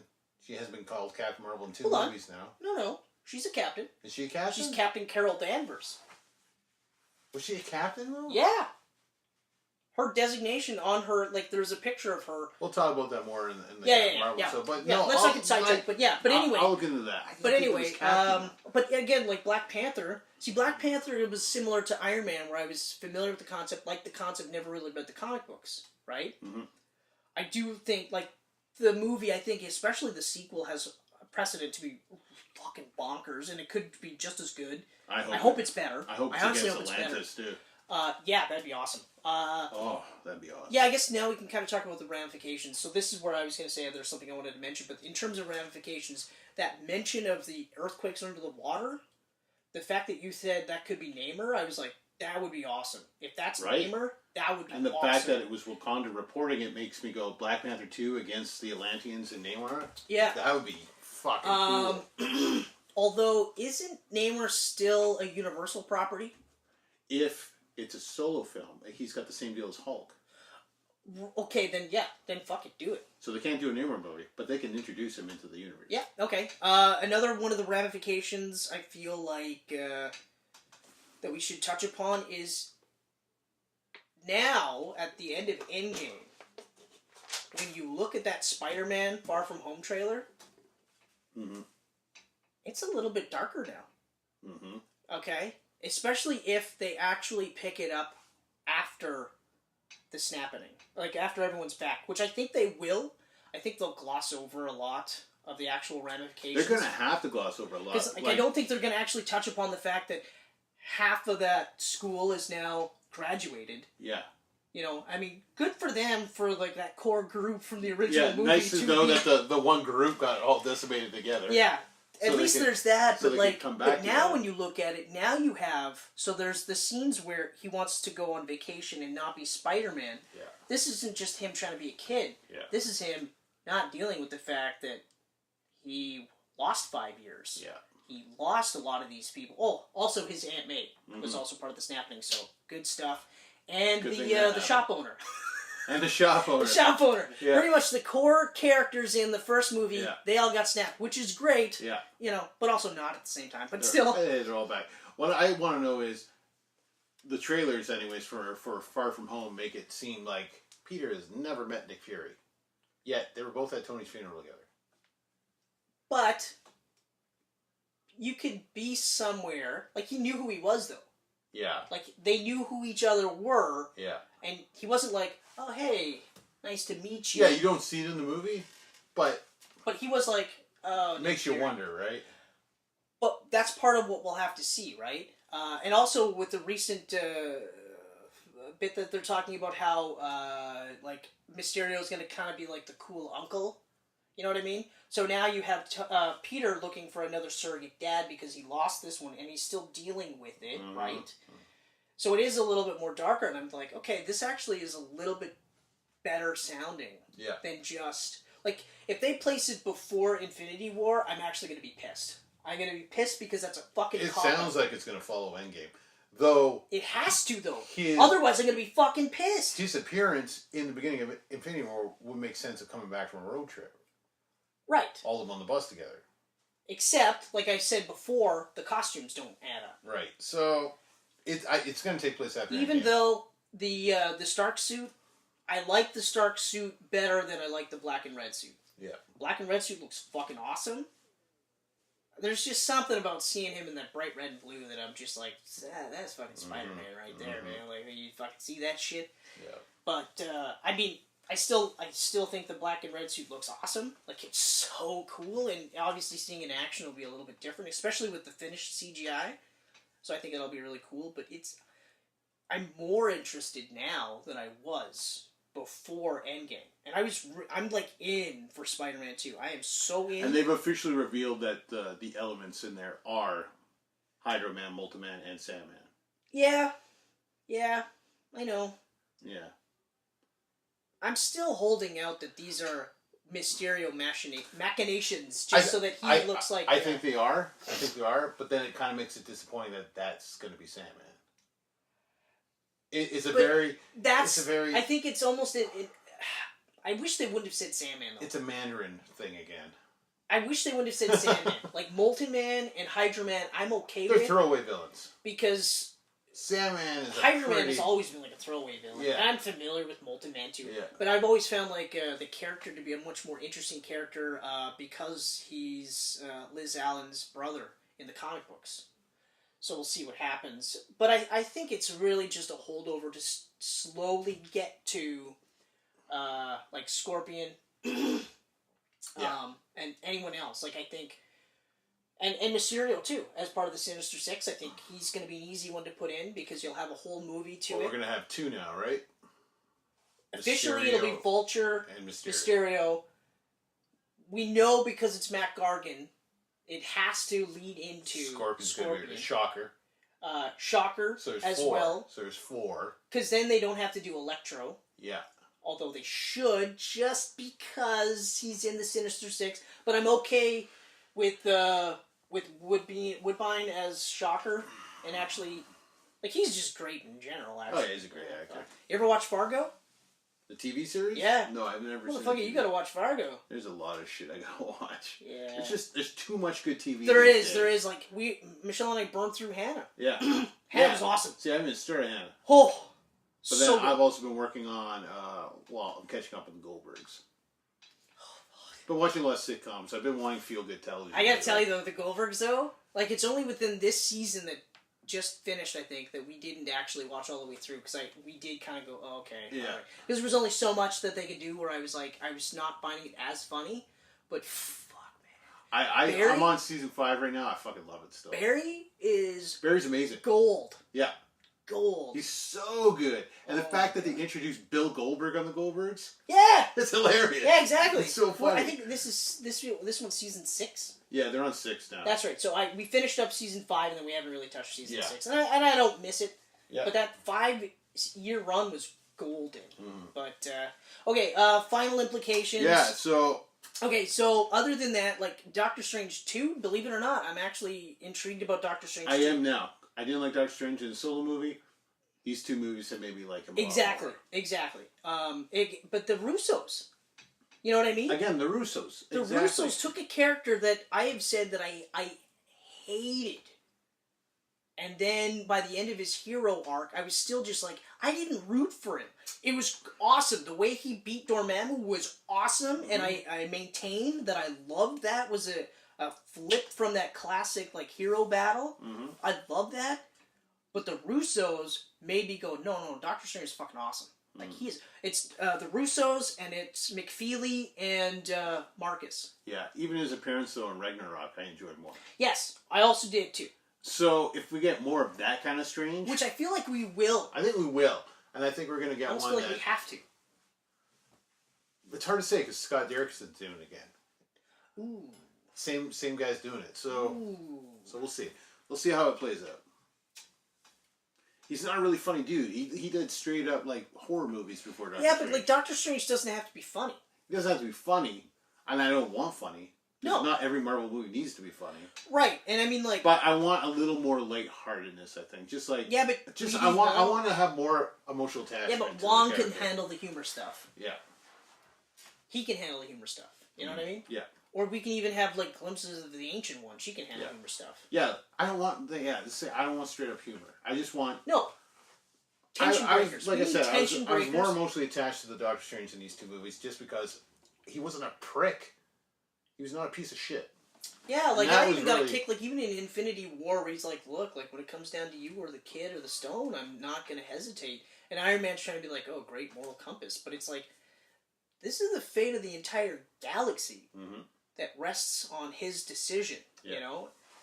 But I do like that scene in Infinity or in Endgame where Banner's just like you don't understand. Like we need the stone, and then like she's just like, "Yeah, you don't understand." Yeah. Everything hinges on this. And then he goes, Well, then why Strange? "Well, then why did Strange give it up?" And then she just goes, What? "Oh, He's meant to be the best of us. here we go." Yep. I was like, "That is awesome!" Like right Yeah. away. And even that whole scene I thought was great.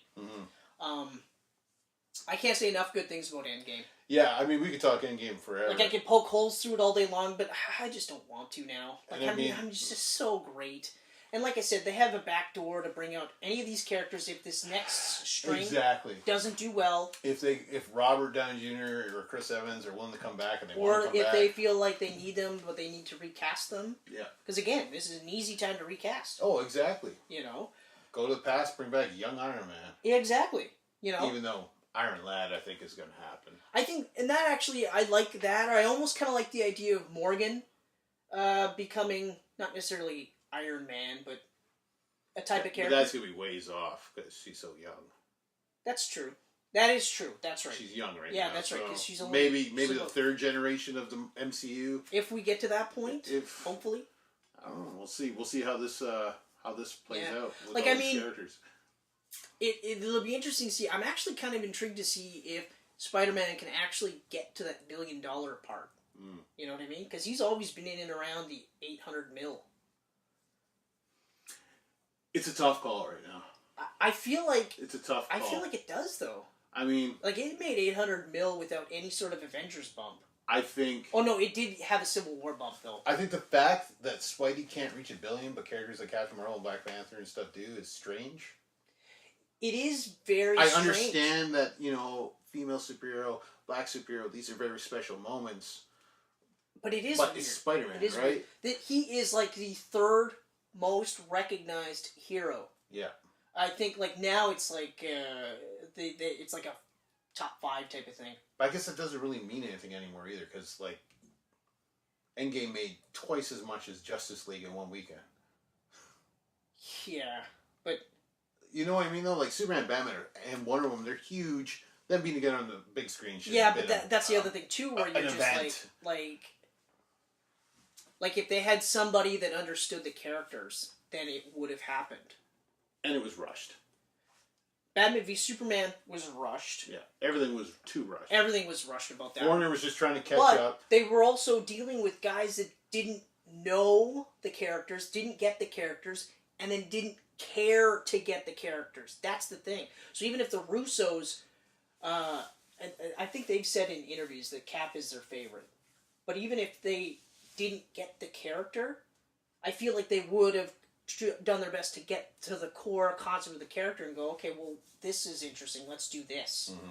You know what I mean? Because even like Hawkeye, for instance, I feel like Hawkeye is infinitely cooler in Endgame than he was in most of his appearances. Well, he was, but then he was also fleshed out. Like Ultron, We got- Age of Ultron was a high point for Hawkeye. Yeah. In that I liked that he was playing that whole, like, oh yeah, all I can do is shoot arrows, but here I go, you know, that kind of thing. And he gave that pep talk to Scarlet Witch, which I thought was really, really cool. But here, you know, he's fleshed out. You're right, like, he's a family man. He lost everything. You get everything. This is a full arc for him in one film. Yeah, which is incredible. Yeah. You know? But yeah, Endgame is incredible. If you haven't seen it, see it. Because, seriously... If you haven't seen it, then we just ruined it all for you. Oh, yeah, that's right. Oh, no. Go back to, like, the beginning of this clip. Go watch it again. Watch it. Then watch this. Yes. And then watch it again. And then watch it again. You know, yeah, as far as I'm concerned, of all the MCU movies, this is the one that feels most like a comic book ripped right from the panels thrown onto a screen. Yeah, like, Infinity War was close. Yeah. Avengers was really close. Was really fucking close. But this one? Well, actually, I would say Avengers is definitely, like, comic books to screen. Yes. 100%. Yes. Endgame is just better. Yeah. Endgame's just... Like... The Russos, you know what? Endgame is Marvel like and Civil Disney War. are so lucky they got the hit Russos. that high point. Yeah. Endgame is very much Civil War, where they hit that high point. Yeah. Where now, I don't see any of the other movies having an easy time making to $1 billion aside from Spider-Man. I feel like if it makes $1 billion, it's part and parcel because of the movie, because it generally does about 800 million, but it'll have the Infinity War bump. Okay? But the other ones, I don't know. I don't know if Captain Marvel 2 makes $1 billion. And I don't know if Black Panther 2 makes $1 billion. I think, it's hard to say. You know what I mean? Like, it's going to be trailers granted, and everything are going to be... It's hard to say. Yeah. You know, because I can't really tell the future. It's going to be interesting. It'll be an interesting phase. But getting back to, like, just the properties that we know are happening, like Eternals and Shang-Chi, I don't really... Yeah, right now when I think about it, like, all I'm really excited for of what's been announced is Guardians 3. In which case, if Gunn wasn't coming back, again, I wouldn't have been that excited for it. No, but I mean, it's a the fact trailer that type he's coming thing. back now. The trailer type thing, I'd be like, if the trailer was good, then I'd be like, okay, I'll check this out. But I don't know if I'll go opening night. Yeah. You know, whereas now I'm like, yeah, for sure. It's just, we gotta wait till, what, 2021? Yeah. Yeah, 2021 for Guardians 3. I'm glad that I only have to wait 2 months for Spider-Man. Like, I honestly am really glad that that's all I have to wait. And I hope that's an amazing... I just hope it's an amazing movie. Like, if it makes $1 billion, I'll be happy. If it doesn't, as long as it's good, I'll be happy. You know what I mean? Yeah. Especially if they take the things that I didn't like about Homecoming and not do that shit again. Spice it up. Yeah, because, like, I mean, like I said, too, like, I'm a huge fan of Ultimate Spider-Man. Like, we both are. So, that father-son dynamic between Nick Fury and Peter Parker...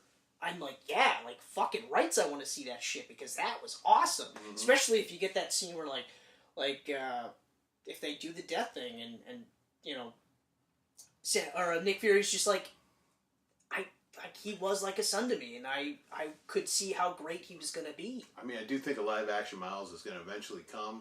I just hope it's not too soon. Yeah, I'm to not be ready. honest, I'm not ready. I don't want to say goodbye to this Peter. That's what I said, too. Like, I don't think so, though. I think with the Into the Spider-Verse, that's their way of having their cake and eat it too. Yeah. Especially because Into the Spider-Verse. Unless they just maybe they'll have just 2 Spider-Mans coexist. Miles can do the Young Avengers thing, maybe. That's if they do that. If they do that, I think they will. They've talked about Dark Avengers. I don't see the point. I don't think Dark Avengers is going to happen now. That's just silly to me. It's kind of like the Inhumans. But why? Yeah. I read somewhere that they were still going to try to make the Inhumans work as a movie property, but I'm like, why? Yeah. You tried it, you were about to do it, and then you're like, fuck, we can't do it, so we'll try it on the TV show, and then everyone was like... Yeah, well, that failed. You know. But the other big implications for me is Fantastic Four, X-Men.